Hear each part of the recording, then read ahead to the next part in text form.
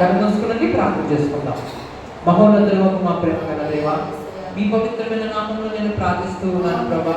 నజరేయుడైన యేసుక్రీస్తు వారు మా తండ్రి, ఇంతవరకు కూడా ప్రభా తండ్రి మా దోషములన్నీ మా పాపములన్నింటినీ క్షమించండి. మీ రక్తంతో కడగండి. మీ పరిశుద్ధమైన వాక్యంతో కూడా మాట్లాడండి తండ్రి. మీ చిత్తమైన వాక్యంతో మాతో మాట్లాడండి. మీ మాటలు నన్నుతో పెట్టండి ప్రభా తండ్రి. మీ ప్రజలందరితో మాట్లాడకు ప్రభా తండ్రి. యేసయ్య మీ సింగుచనను మరుగుపరచు. మీ నామంతో మాత్రమే మహిమ తెచ్చుకోండి. నువ్వుగా మీ వాక్యాన్ని మాలో ఫలింపచేయండి తండ్రి. ఏ వాక్యంతో మీరు మాట్లాడబోతున్నారో మీ పరిశుద్ధ వాక్య లేఖనాలతో మీరు మాతో మాట్లాడండి. మీ చిత్తం మాకు తెలియజేయండి ప్రేమగల దేవా. ఇంతవరకు నేను చేసిన ప్రార్థన అంశాలైన తప్పులు పొరపాట్లు క్షమించండి. మీ రక్తంతో కడగండి తండ్రి. మీ వాక్యంలో పరిస్థితి మనందరికీ దయచేయండి. మాకు అందరితో మాట్లాడమని వేడుకుంటున్నాను యేసుక్రీస్తు వారి నామములో అడుగుచున్న తండ్రి, ఆమేన్. ఆమేన్. యేసుక్రీస్తు వారి ప్రశస్తమైన నామములో మీకు శుభములు. మన తండ్రి అయిన దేవుని నుండి, మన ప్రభువు అయిన యేసుక్రీస్తు నుండి మీకు మనశ్శాంతి, సమాధానమును, కృపయు, ఆరోగ్యమును, స్వస్థతయు నిత్యము కలుగును గాక. ఆమేన్. హల్లెలూయా. వాక్య సందేశంలో మనం వెళ్దామండి. Turn our Bibles to the book of Matthew chapter 23 verse 25. మత్తయి సువార్త 23వ అధ్యాయము 25వ వచనం. దేవుని వాక్య లేఖనం నుంచి మత్తయి సువార్త 23వ అధ్యాయము 23వ వచనం 25వ వచనం. చదవండి. గిన్నెయు పల్లెమును వెలుపల శుద్ధి అవునట్టుగా ముందు వాటి లోపల శుద్ధి చేయము. అయ్యో అయ్యో వేషధారులైన శాస్త్రులారా, పరిసయ్యులారా, మీరు సున్నము కొట్టిన సమాధానం పోలి ఉన్నారు. అవి వెలుపల శృంగారముగా అగపడిన కానీ లోపల చచ్చిన వారి ఎముకలతోనూ సమస్త కల్మషములతోనూ నిండి ఉన్నవి. అలాగే మీరు వెలుపల మనుషులకు నీతిమంతులుగా నగపడుచున్నారు కానీ లోపల వేషధారణతోనూ అక్రమముతోనూ నిండి ఉన్నారు. మన దేవుడి వాక్యాలను చూస్తున్నప్పుడు దేవుడి వాక్య సందేశం ఏంటంటే, ఈరోజు వాక్య సందేశం ఏంటంటే, విచ్ చేంజ్ ఇస్ ఇంపార్టెంట్. ఎటువంటి మార్పు ప్రాముఖ్యమైనది, ఎటువంటి మార్పు మనం కలిగి ఉండాలి. మార్పు అంటే ఏంటి? మార్పు అనగా మారడం, అనగా పాతది కొత్తగా మార్చినప్పుడు మార్పు అంటారు. మార్పు అంటే మారిపోవాలి, అంటే పాతది పాతగా ఉండకూడదు, కానీ పాతది కొత్తగా మారాలి. హల్లెలూయా. అక్కడ ఉన్నది తీసివేసి మరొకటి అక్కడ పెట్టినప్పుడు అక్కడ మార్పిడి చేస్తామని అంటాం. ఈరోజు దేవుని వాక్య లేఖనంలో ఎటువంటి మార్పు ప్రాముఖ్యమైనది, ఎటువంటి మార్పు మన జీవితంలో కలిగి ఉండాలి, ఎటువంటి మార్పు దేవుని వాక్యానుసారమైనది అని మనం ఆలోచిస్తే మత్తయి సువార్త 25వ అధ్యాయం 23వ అధ్యాయం 25వ వచనంలో ఇక్కడ వాక్యం స్పష్టంగా తెలియజేస్తుంది. అయ్యో వేషధారులైన శాస్త్రులారా, పరిసయ్యులారా, మీరు గిన్నెయు పల్లెమును వెలుపల శుద్ధి చేతురు కానీ అది లోపల దోపుతోనూ ఆంతర్యంతోనూ నిండి ఉన్నవి. గుడ్డిపరిచేయుడా, గిన్నెయు పల్లెమును వెలుపల శుద్ధి అవునట్లుగా ముందు వాటి లోపల శుద్ధి చేయము. ముందు వాటి లోపల అంటే దేవుని వాక్య లేఖనం ఏం కోరుకుంటుందంటే మన లోపల ముందు శుద్ధి అవ్వాలి. ఒకవేళ మన లోపల శుద్ధి అవ్వకుండా నేను శుద్ధిగా ఉన్నానని బయట అని చెప్పినా అది చెల్లదు. ఎందుకంటే బయట ఎలా కనిపిస్తుందంటే లోపల ఉండిందే బయటికి కనిపిస్తుంది. నీ లోపల ఏది దాగుంటుందో అది బయటికి కనిపిస్తుంది. నీ శుద్ధి ముందు ఎక్కడ చేసుకోవాలి? నీ లోపల చేసుకోవాలి.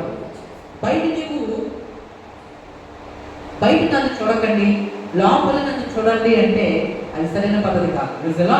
ఎందుకంటే ప్రియమైన దేవుని బిడ్డ, ముందు నీ లోపల ఏమై ఉండాలి? శుద్ధిగా ఉండాలి. ఒకవేళ నువ్వు లోపల శుద్ధిగా లేకపోయినా బయటికి నువ్వు శుద్ధిగా కనిపించినా అది వ్యర్థమైపోతుంది. హల్లెలూయా. అది నీకు తెలుసు లోపల నువ్వు ఎలా ఉన్నావని.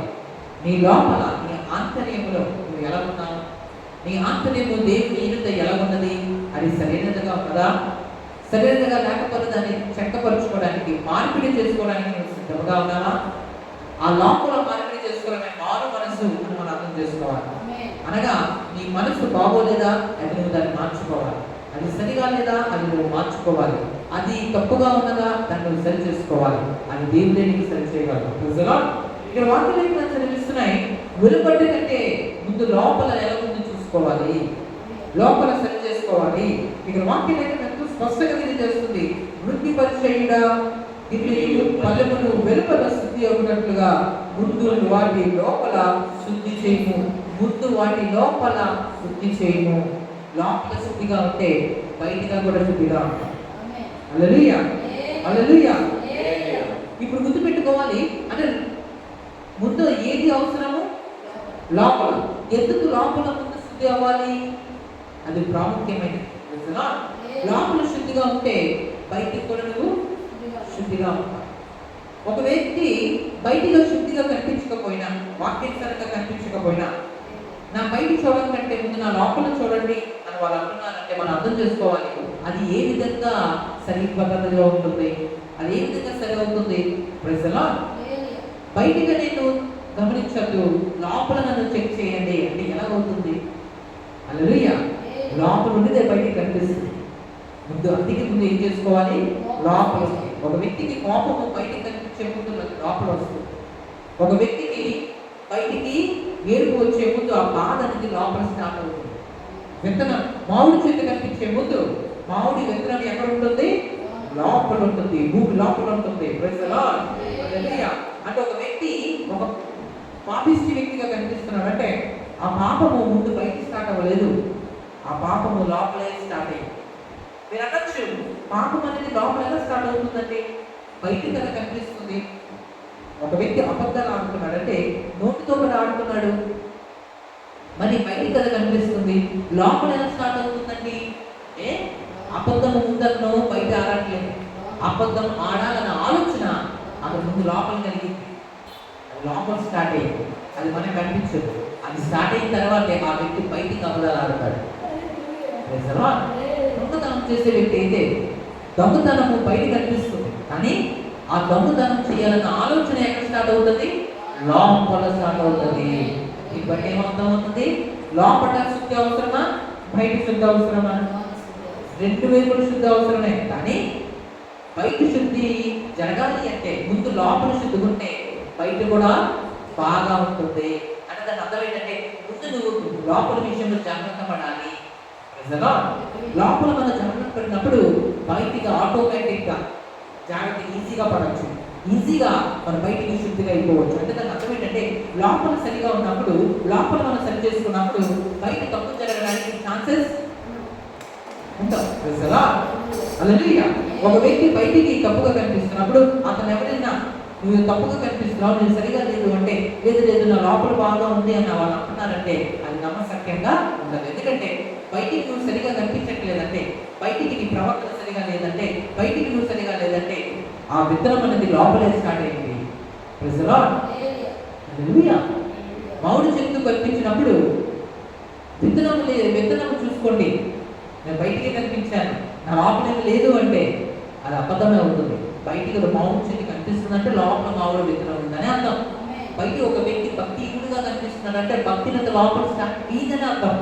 నేను బయటికి భక్తిహీనుడిగా కనిపిస్తున్నంత మాత్రం నా బయట చూడకండి లోపల చూడండి అంటున్నారంటే ఆ బయటికి భక్తినత కనిపిస్తున్నది, లోపల ఆ భక్తినత స్టార్ట్ అయింది, అది లోపల కనిపిస్తుంది. బయటికి మనుషులకు అది కనిపించదు కాబట్టి వాళ్ళ మాటలు తిప్పుకోవచ్చు.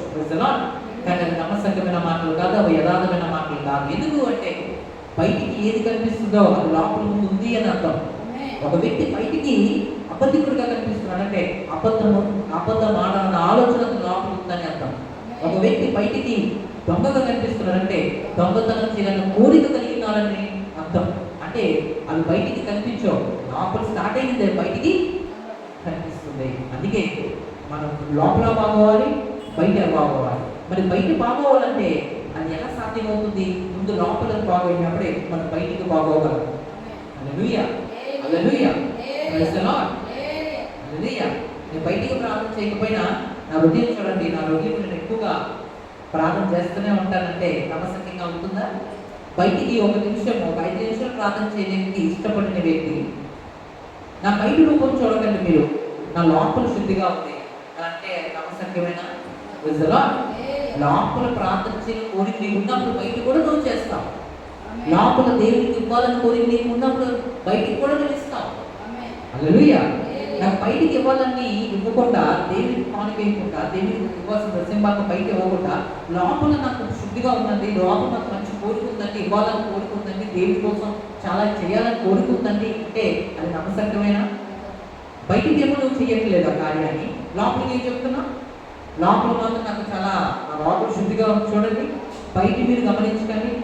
హల్లెలూయా. పల్లెప్పుడు మీరు దేంట్లో కలుగుతారు? బయట కలుగుతారా, లోపల కలుగుతారా? 2 వైపులు కడగాలి. హల్లెలూయా.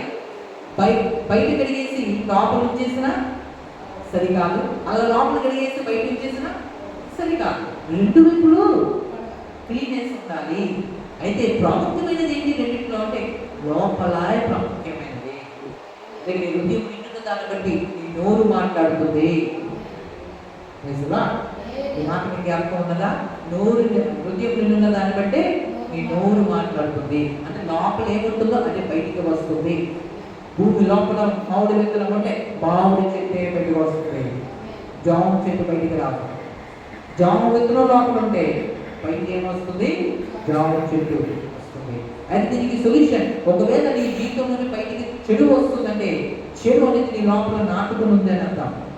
ఒకవేళ బయటికి చెడు కనిపిస్తున్నా, నా చెడును మీరు చూడద్దు, నేను చెడవాన్ని కాదు, మంచి నా లోపల ఉంది అంటే అది అబద్ధం అవుతుంది. ఎందుకంటే బయట లోపల లేకుండా బయటికి రాదు. ఒక వ్యక్తికి కొన్ని కోరికలు ఉన్నాయంటే ప్రజలు అది చెడ్డ కోరికలు అయి ఉన్నాయంటే, నా కోరికలు అక్కడ చెడు పనులు చేస్తున్నప్పుడు నా చెడ పనులు మీరు చూడకండి, నా హృదయం చాలా మంచిగా ఉంది అంటే అది నమ్మసక్యం కాదు. ఎందుకు అంటే లోపల ఏదుందో అది బయటికి కనిపిస్తుంది. ప్రజలు బయటికి మంచి కనిపించిందని అతను ఏమున్నట్లు మంచి ఉన్నట్లు, బయటికి చెడు కనిపిస్తున్నట్లు లోపల ఏమున్నట్లు చెడు ఉన్నట్లు. అంటే స్టార్టింగ్ అనేది లోపల నుంచే స్టార్ట్ అవుతుంది. పిల్లలు ఎక్కడి నుంచి పురోగతి పిల్లలు ముందు గర్భంలో ఉంటారు. ప్రజలు వాళ్ళు ప్రారంభ స్థితి ఎక్కడి నుంచి స్టార్ట్ అయింది? గర్భంలోనే స్టార్ట్ అయింది. బయటికి తర్వాత వస్తారు. హల్లెలూయా. బయటికి మగపిల్లోడుగా బయటికి వచ్చాడంటే దాని అర్థం ఏంటి? గర్భంలో ఉన్నప్పుడే మగపిల్లోడని అర్థం. బయటికి ఆడపిల్లగా బయటకు వచ్చిందని అర్థం ఏంటి? లోపలే ఆడపిల్ల అని అర్థం. మీకు అర్థమవుతుందా? అంటే the beginning starts from the inside, not from the outside. ప్రారంభము దశ అనేది లోపలే స్టార్ట్ అయింది. బయటికి ఒక వ్యక్తి ఎలాగైతే కనిపిస్తున్నాడో గమనించాలి, అతను లోపల కూడా. హల్లెలూయా. నేను పై రూపం కోసం మాట్లాడట్లేదు, ఒక గుణం, అతని ప్రవర్తన కోసం నేను మాట్లాడుతున్నాను. ఒక మనిషి యొక్క క్యారెక్టర్, ఒక మనిషి తన నోట్లతో బూత్ మాట్లాడుతున్నాడంటే ఆ హృదయంలో ఏమున్నాయి? ఆ బూత్ మాట లోపలే స్టార్ట్. ఒక వ్యక్తిలో చెడు అది బయట కనిపిస్తుందంటే హృదయంలోనే లోపలే స్టార్ట్. అందుకే ప్రభువు దగ్గర అంటారు, మనిషికి బయట నుంచి లోపలికి వెళ్తే మనిషిని అపవిత్రపడుతుంది, కానీ లోపల నుంచి బయటికి వచ్చేదే మనిషిని అపవిత్రపరుస్తుంది. అందుకే మనం పరీక్షించుకోవాలి, మన ప్రవర్తన బయట సరిగా లేదా, ఎవరైనా మనకి తప్పు అని చెప్పారా, అది మనం చెక్ చేసుకోవాలి. లోపలే ఒకవేళ నేను బయటికి నా బయటికి చూడకండి, నా లోపల శుద్ధిగా ఉంది అంటే అది తప్పు అవుతుంది. ఎందుకంటే ఎందుకు తప్పు అవుతుంది? ఎందుకు అంటే లోపల లేకుండా బయటికి రాదు. ఒకవేళ బయటికి తప్పుగా కనిపిస్తుంది ఏదైనా అంటే అది ముందు లోపల ఉంది అని అంటారు. ఒక మనిషికి లోపల కోరిక కొట్టకుండా, మనిషికి ఒక లోపల ఆలోచన లేకుండా, లోపల మనిషిలో ఆ డిజైర్ లేకుండా బయటికి మనిషి అది చేయదు. దొంగతనం చేసే వ్యక్తి కూడా డైరెక్ట్గా చేసేది, అతను లోపల మొత్తం కోరిక వస్తుంది, ఆ హృదయంలో ఒక చెడు కోరిక వస్తుంది, దొంగతనం చేయాలి, ఇలాగే దాన్ని దాసేయాలి. ఆ ఆలోచన హృదయంలో వస్తుంది, అది బయటికి ఎవరికి కనిపించదు. ఆ లోపల స్టార్ట్ అయింది విత్తనంలా బయటికి చెట్టు రూపంలో, ఫలం రూపంలో బయటికి ఏమో దొంగతనం క్రియ రూపంలో వస్తుంది. అప్పుడు దొంగతనం చేస్తారు. అంటే ఏ మనిషిగా తప్పు పని చేసే ముందు అతనికి లోపల నుంచే స్టార్ట్ అవుతుంది. అది ప్రార్థన చేయాలన్నా కూడా లోపల నుంచే స్టార్ట్ అవుతుంది. ముందు బయటికి ఎవరైనా ప్రార్థన చేసేలేదు, ముందు నేను ప్రార్థన చేయాలి, ముందు నా ప్రభుత్వం మాట్లాడాలి, నా ప్రభుత్వం నాకు ఆదరణ చెప్పుకోవాలి అన్న మనిషికి ఎప్పుడు గుండెల్లో ఆశ పడతాదో అప్పుడే బయటికి చేస్తారు. చర్చికి రావాలన్నా కూడా లోపల కొట్టాలి. దీన్ని బట్టి మీకు ఏమర్థమవుతుంది? మంచి మంచి చేసినా చెడు చేసినా అది లోపల నుంచే వస్తుంది. Praise the Lord. హల్లెలూయా. అందుకే మనం మోసపోవద్దు. ఎప్పుడు కూడా ఏమని మోసపోకండి. బయటికి మీ ప్రవర్తన బాగున్నప్పుడు నా హృదయం బాగానే ఉంది అని మీరు ఇప్పుడు అనుకోకండి. బయటికి మీ యొక్క మాటలు బాగోలేనప్పుడు నా హృదయం బాగానే ఉందని మీరు అనుకోకండి. బయటికి మీరు భక్తి చేయకుండా లోపల కూడా నేను బాగానే భక్తి పరుని అని అనుకోకండి. మోసగించుకున్నాను అవుతారు. మీరు లోపల ఏమై ఉంటారో అదే బయటికి అయ్యి ఉంటారు. మీరు బయట సరిగా లేరు అంటే నేను రంగు కోసం మాట్లాడట్లే, ఎత్తు కోసం మాట్లాడట్లే, మీ బట్టల కోసం నేను మాట్లాడట్లే, మీ వస్త్రధారణ కోసం నేను మాట్లాడట్లే. దేనికోసం మాట్లాడుతున్నానంటే మీ యొక్క ప్రవర్తన, మీ యొక్క గుణం, హల్లెలూయా, మీ యొక్క మాట తీరు ఏదైతే దేవుని దృష్టిలో లెక్కలోకి వస్తుందో దానికోసం నేను మాట్లాడుతున్నాను. Praise the Lord. హల్లెలూయా. నీ హృదయంలో లేకుండా బయటకు అది రాదు.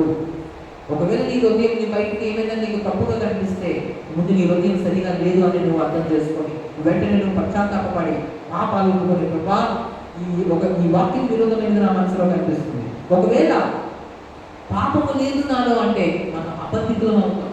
Praise the lord. ఒకవేళ మన ప్రవర్తన బయటికి బాగలేనప్పుడు లోపల నేను బాగానే ఉన్నానని మనసారి అనుకుంటే అలా మనం చెప్పుకున్నా, అలా మనం అనుకున్నా, మనం కవర్ చేసుకున్నా అదేమవుతుందో తెలుసా? కేవలం మనము మోసపరుచుకున్న అవుతాం. బయటి మనుషుల ముందు మనం మాట్లాడినా కొంత మట్టుకు మనం కవర్ చేసుకున్నట్టు మనం కనిపించినా మనం అబద్ధికులుగా ఉంటాం. ఎందుకంటే లోపల లేకుండా బయటికి రాదు. నేను బయటికి శుద్ధిగా ఉన్నానండి, బయటికి నన్ను చూడకండి, లోపల నన్ను చూడండి, నా హృదయం చాలా శుద్ధిగా ఉందంటే అవ్వదు. ఎందుకంటే లోపల నిండున్న దాన్ని బట్టి నీ నోరు మాట్లాడుతుంది, హృదయం నిండున్న దాన్ని బట్టి నీ నోరు మాట్లాడుతుంది. అయితే మనము సరిపోల్చుకునే బదులు మనం సరి చేసుకోవడం అనేది చాలా ప్రాముఖ్యమైనది. Praise the Lord. హల్లెలూయా. అయితే ఏం చేయాలండి? ప్రభు వాక్యం ఏమని సెలవిస్తుంది? దేవుని వాక్యం ఏమని సెలవిస్తుంది అంటే లోపట 23వ అధ్యాయము 23వ వచనం 25వ వచనం అక్కడ 26వ వచనం చదువుతున్నా. గుడ్డి పరిచయుడా గిన్నెయు పల్లెమును. గిన్నె మీకు తెలుసు కదా, గిన్నె పల్లెము. అన్నం తింటారా? పల్లెము తెలుసా? గిన్నెను పల్లెమును వెలుపల శుద్ధి అవునట్లుగా వెలుపల శుద్ధి అవునట్లుగా ముందు వాటి లోపల శుద్ధి చేయము. చూసారా? వెలుపల శుద్ధి అవునట్లుగా. అది వెలుపల శుద్ధి అవ్వాలంటే, బయట శుద్ధి అవ్వాలంటే ముందు లోపల ఏం చేయాలంట? వాటి లోపల శుద్ధి చేయండి. లోపల శుద్ధి చేయకుండా బయటికి అప్పుడు చూడండి, వెలుపల అంటే ఏంటి? వెలుపల స్పష్టంగా రాయబడింది ఇక్కడ, చూసారా వాక్యం? వెలుపల ఇక్కడ ఏమవుతుంది చూడండి, వెలుపల శుద్ధి అవ్వునట్లుగా అంటే కనెక్షన్ ఉంది. వెలుపల శుద్ధి అవ్వునట్లుగా అది శుద్ధి అవుతుందంట. నువ్వు చేయవలసిన లేదంట. ప్రజలా నేను బయటికి శుద్ధి చేసుకుంటున్నానని నేను శుద్ధి చేసుకునే అవసరం లే. శుద్ధి అవ్వునట్లుగా అంటే అది అవుతుంది, కానీ అది అవ్వడానికి ఏదో ముందు చేయాలి. ఏం చేయాలి? ముందు శుద్ధి అవ్వునట్లుగా ముందు వాటి లోపల శుద్ధి చేయము. వాటి లోపల శుద్ధి చేయము. లోపల శుద్ధి చేస్తే వెలుపల శుద్ధి అవ్వునట్లుగా అంటే లోపల శుద్ధి చేస్తే వెలుపల ఆటోమేటిక్ గా శుద్ధి అవుతుంది. నేను అబద్ధాలు ఆడకూడదు. మనసులో నీకు శుద్ధి ఉంటే బయట నువ్వు అబద్ధాలు ఆడాలి అంతే. అసలు బయట నువ్వు అబద్ధాలు ఆడేసి లోపల నా హృదయం చాలా శుద్ధిగా ఉందండి, అసలు నా హృదయం అబద్ధాలు ఆడకూడదు అనుకుంటున్నాను అంటే అది అనుకుంటున్నాను. నువ్వు బయటికి అబద్ధాలు ఆడుతున్నావు, లోపల ఏమంటున్నావు? నా హృదయం శుద్ధిగా ఉందండి, నా హృదయం చూసుకుంటాను. ఎవరు చూస్తున్నారు? ఈరోజు దేవుడు తప్ప నీ హృదయం మనుషులు చూడగలరా? అబద్ధాలు ప్రజలా అంటే వాక్యం ఏమని చెప్తుంది? వెలుపలి శుద్ధి అవునట్లుగా నీ హృదయం ముందు శుద్ధి చేసుకో, నీ ఆత్మీయ ముందు శుద్ధి చేసుకో, లోపల కడుక్కో. హల్లెలూయా. లేదు నా హృదయం చాలా బాగుంది, నా మనసు చాలా హ్యాపీగా ఉంది, నా హృదయం చాలా దేవునితో బాగుంది, వెలుపలగా అలా కనిపిస్తుందేమో, దాన్ని మీరు పరీక్షించద్దు, దాన్ని చూస్తూ మీరు బాధపడాలంటే అది సరిగా సరి చేసుకోవచ్చు. హల్లెలూయా. నమ్మగలరా? ఒకవేళ ఒక వ్యక్తి బయటికి శుద్ధిగా లేకుండా లోపల నేను శుద్ధిగా ఉన్నానని మనం నమ్మగలమా? ఒక ప్లేట్ చెప్తున్నాను, ఒక అన్నం ప్లేట్ చెప్తున్నాను, ప్రజలా అన్నం తినే కంచం చెప్తున్నాను. ఆ కంచము బయట ఎలాగొస్తే ధూళి పట్టేసి బుడత అట్టుకొని ఉంది, అర్థమైందా? వాళ్ళకి ప్లేట్ పట్టుకుని ఎవరైనా వచ్చి లోపల శుద్ధి చేస్తామండి, బయట పట్టించుకోకండి, లోపల ఏం చేస్తాం? నీట్గా సర్వ్ పెట్టి నీటిగా శుద్ధి చేస్తాం ఇంకో అన్నం తిన్నాకంటే ఒప్పుకుంటాం.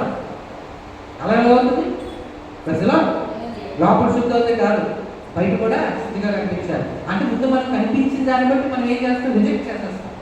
ప్రజలు అంటే నువ్వు శుద్ధి ఎక్కడ ఉండాలండి, రెండు వైపులా ఉండాలి. రెండు వైపులు అంటే లోపల బయట. అయితే బయట నువ్వు కష్టపడవలసిన లే, లోపల నువ్వు కష్టపడితే బయట ఈజీగా పని అయిపోతుంది. అయితే ఇక్కడ హృదయం కోసం మనం చూస్తున్నప్పుడు ప్రభు కోరుతుంది, దేవుడు కోరే మార్పు ఎలాంటిదంటే లోపల కంటే ముందు బయట కంటే ముందు లోపల చేయి, లోపల చేస్తే బయట అయిపోతుంది. అందుకే వెలుపల శుద్ధి అగునట్లుగా వాటి లోపల శుద్ధి చెయ్యము.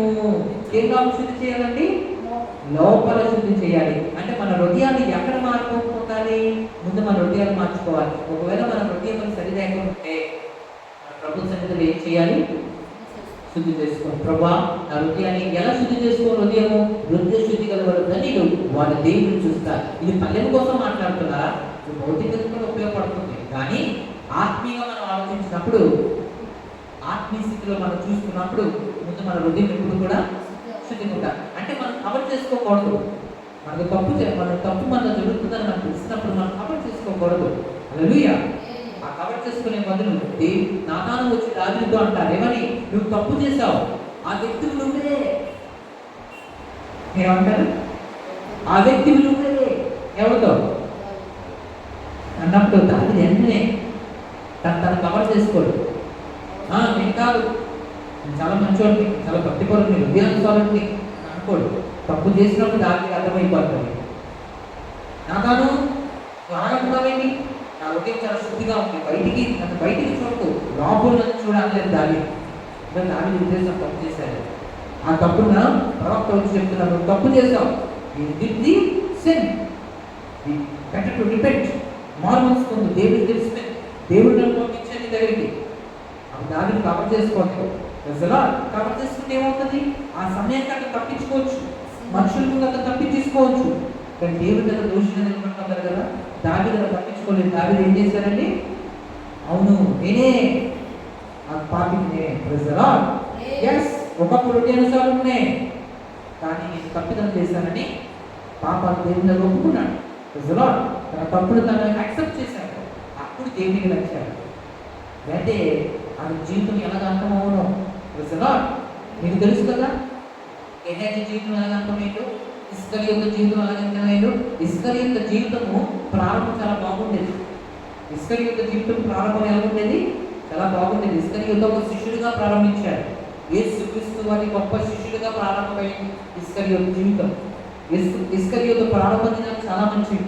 కానీ రానాను ఏమైంది, దినాలు గడుస్తున్న కొద్ది అతను చివరికి వచ్చినప్పుడు ఒక బిట్రయర్ అనగా ఒక క్రీస్తును అప్పగించువాడుగా మారిపోయి తన లైఫ్ అంతంలో చెడిపోయి చివరికి మరణం దాకా వెళ్ళిపోయాడు. అపోస్తుల ఉన్నత స్థానాన్ని అతను కోల్పోయాడు.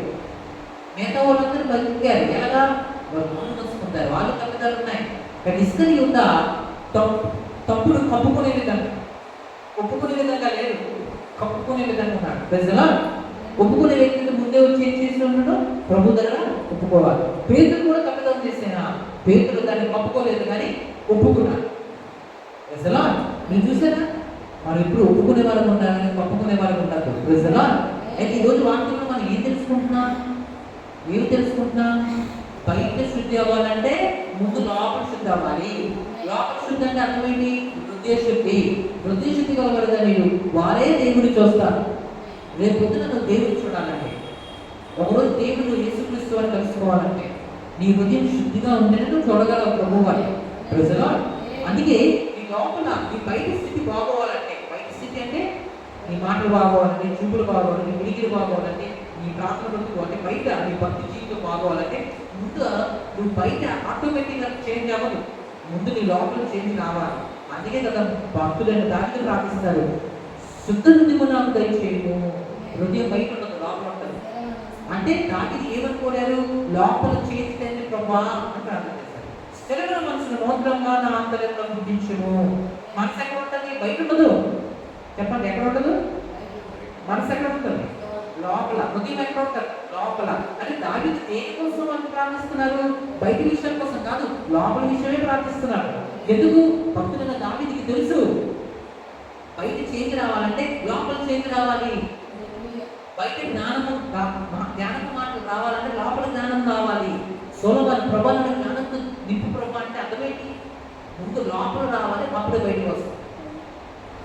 దేవుని శక్తి నీలో నుంచి కనిపించాలంటే ముందు దేవుని శక్తి నీ లోపల రావాలి. అంటే ముందు ఇన్సైడ్ లోనే చేంజ్ జరుగుతుంది, ఇన్సైడ్ లోనే బిగినింగ్ జరుగుతుంది. మామిడి నుంచి రావాలంటే బయటికి మామిడి విత్తనం ముందు భూమి లోపల ఉండాలి. లోపల ఏదో ఉంటుందో అది బయటకు వస్తుంది. ప్రజలా హల్లెలూయా. ఒకవేళ మనము లోపల బాగానే ఉన్నాం, బయటికే బాగాలేదు అనుకుంటే అది మన మోసం అవుతున్నాం. బయటికి బాగాలేదంటే మన లోపల కూడా ఏమవ్వలేదు, బాగాలేదు. ప్రజలా హల్లెలూయా. అంటే ముందు లోపల మన శుద్ధి అవ్వడానికి ట్రై చేయాలి. రెండో మాట చూద్దాం. ఇర్మియా గ్రంథము 7వ అధ్యాయం 23వ వచనం. ఇర్మియా గ్రంథము 7వ అధ్యాయం 23వ వచనం.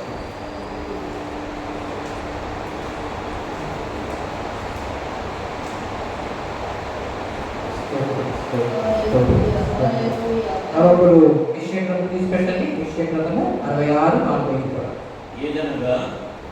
ఏదనగా నా మాటలు మీరు అంగీకరించిన యెడల నేను మీకు దేవుడినై ఉందును, మీరు నాకు జనులయుందురు, మీకు క్షేమము కలుగునట్లు నేను మీకు ఆజ్ఞాపించుచున్న మార్గమంతటి యందు మీరు నడుచుకొనుడి. వాక్యం ఏమని సెలవిస్తుంది చూసారా? ఏదనగా నా మాటలు మీరు అంగీకరించిన యెడల నేను మీకు దేవుడైయుందును, మీరు నాకు జనులైయుందురు. ఎప్పుడు మన దేవుడుగా ఉంటారు? ఎప్పుడు మన ఆయన జనులుగా ఉంటామంట? దేవుని మాటలు మనం అంగీకరించినప్పుడు, యాక్సెప్ట్ చేసినప్పుడు, ఒప్పుకున్నప్పుడు. అంగీకరించడం అంటే యాక్సెప్ట్ చేయడం, ఒప్పుకోవడం, లోపడడం. ఎస్ లార్డ్, ఎస్ లార్డ్, చిత్తము ప్రభువా చెప్పుము, నీ దాసుడు వినిచున్నాడు. ఏమన్నాలి? దేవుడు నీకు మన దేవుడు చెప్పినప్పుడు నువ్వు చేస్తున్న తప్పు అని ప్రభు చెప్తున్నప్పుడు ఎప్పుడు కూడా దేవుడు అలా ఆకాశం నుంచి వచ్చి మాట్లాడతాను అనుకోకండి. దేవుడు తల ద్వారా మాట్లాడవచ్చు, దేవ సేవకుడు ద్వారా మాట్లాడవచ్చు. దావీదు తప్పు చేసినప్పుడు దేవుడు నా తలతో మాట్లాడారు. ఒక వ్యక్తి వల్ల తప్పు జరిగిన దేవుడు గాడితో మాట్లాడారు. దేవుడు మాట్లాడే దేవుడు. హల్లెలూయా. దేవుడు మాట్లాడుతున్నప్పుడు మన తప్పును మనం కప్పుకోకూడదు, తప్పును ఒప్పుకోవాలి. తన అతిక్రమములను దాచిపెట్టబడబోతున్నాడు, వాటిని ఒప్పుకుని విడిచిపెట్టేవాడు కనికరం పొందుతాడు. ఒకవేళ నువ్వు లోపల శుద్ధి లేకుండా, అది లోపల కనిపించట్లేదు కాబట్టి, అది మనుషులకు తెలియదు కాబట్టి బయట నన్ను చూడకండి. బయట నేను బాగానే ఉన్నాను అనుకున్నా, నువ్వు అలా చెప్పుకున్నా ప్రజలా అది తప్పే అవుతుంది. ఎందుకని? బయటకు నువ్వు మంచోడు అని చెప్పుకున్నా ప్రజలా నువ్వు మంచోడు వెళ్ళిపో. ఎందుకు? బయట నువ్వు దేవుడి వాక్య విరోధంగా కనిపిస్తూ లోపల నేను బాగానే ఉన్నానని నువ్వు అనుకుంటే నువ్వు మోసం చేసుకుంటావు. ప్రజలా వాక్యం ఏమని సరిపిస్తుంది? బయట శుద్ధి అవుతున్నట్లుగా ముందు నీ హృదయంలో శుద్ధి చేసుకోవాలి. ప్రజలా హల్లెలూయా. అంటే దాని అర్థం ఏంటి? మన లోపల భక్తి లేకుండా బయటికి మన భక్తులుగా కనిపించిన ఉపయోగం లేదు. ప్రజలా నువ్వు లోపల సరిగా ఉండాలి, బయట కూడా. ఎందుకంటే నువ్వు లోపల లేకుండా బయటికి భక్తిగా నువ్వు నటిస్తున్నట్టు అవుతుంది. ప్రజలా మనం బయటికి నటించకూడదు. అలాగని నువ్వు తప్పు ఇలా ఎవరైనా కనిపించి నువ్వు తప్పు చేస్తున్నావు అని గద్దించినప్పుడు అది చెక్ చేసుకొని దాన్ని ఒప్పుకోవాలి తప్ప దాన్ని ఒప్పుకోకూడదు. లేదు లేదు తప్పేం లేదు, నా హృదయం చాలా బాగుంది అని అనుకోకూడదు. ఎందుకంటే నువ్వు బయట తప్పు కనిపిస్తుందంటే లోపల ఉంది కాబట్టి బయట కనిపిస్తుంది. అయితే నువ్వు ముందు లోపల శుద్ధి చేసుకుంటే, లోపల నువ్వు సరైపోతే బయట ఆటోమేటిక్గా నువ్వు సరైపోతావు. హల్లెలూయా. దేవుడి పిల్లల మనకు అర్థం చేసుకోవాలి. ప్రభు అంటున్నారు, మీరు నా మాటలు మీరు అంగీకరించిన యెడల నేను మీకు దేవుడినై ఉండును, మీరు నాకు జనులై ఉండును, మీకు క్షేమము కలుగునట్లు నేను ఆజ్ఞాపించుచున్నాను, మార్గం అంతటి యందు మీరు నడుచుకొనుడి. ప్రభు అంటున్నారు, నా మాటలు మీరు అంగీకరించండి, అప్పుడు నేను మీకు దేవుడుగా ఉంటాను, మీరు నాకు జనుడుగా ఉంటారు. అంటే నేను మీ దేవుడిని, మీకు నాకు ప్రజలుగా ఉంటాను. ఇంకేం జరుగుతుంది? మీకు క్షేమము కలిగినట్లు, మీకు మంచి మేలు అభివృద్ధి అంత మంచిగా మీకు జరగాలంటే, మీకు క్షేమం కలగాలంటే నేను ఆజ్ఞాపించిన మార్గం అంతటి యందు మీరు నడుచుకుంటే దేన్ని నడుచుకోవాలి?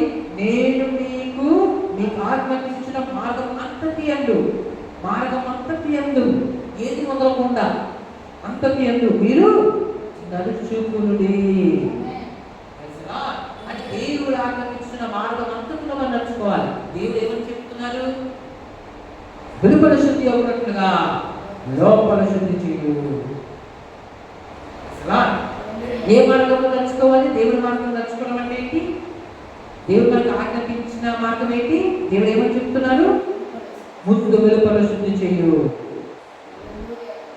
లోపల శుద్ధి చేయు.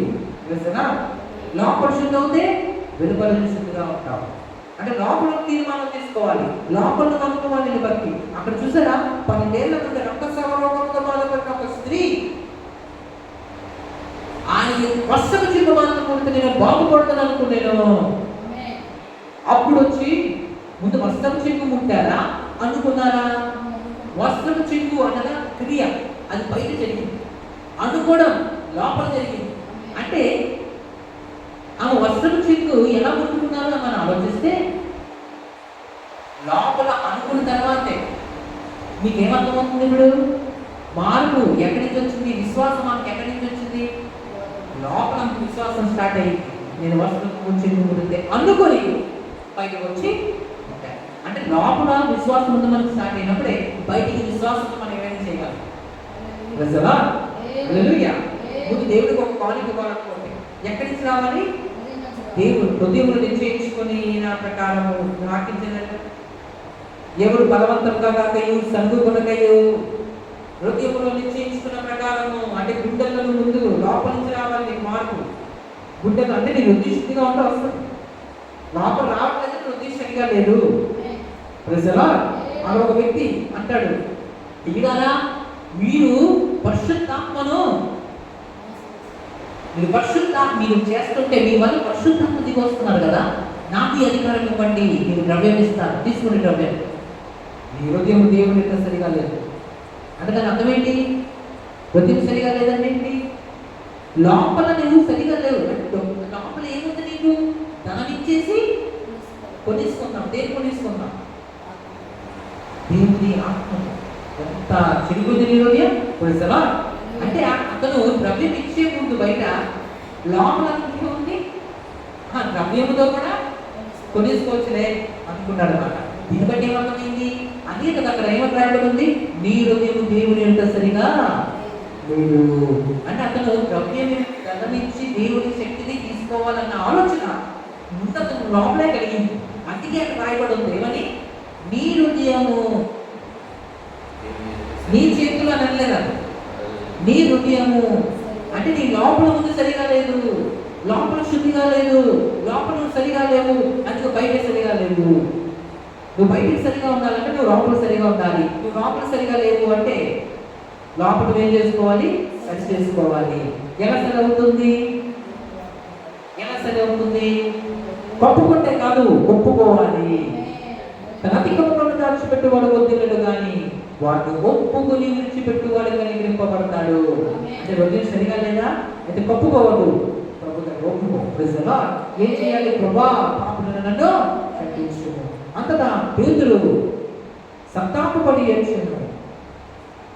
హల్లెలూయా. నన్ను ఎరగడని నువ్వు చెప్తావు అని యేసు చెప్తే నిజంగానే పేతురు ఆయన ఎరగడు అని చెప్పాడు.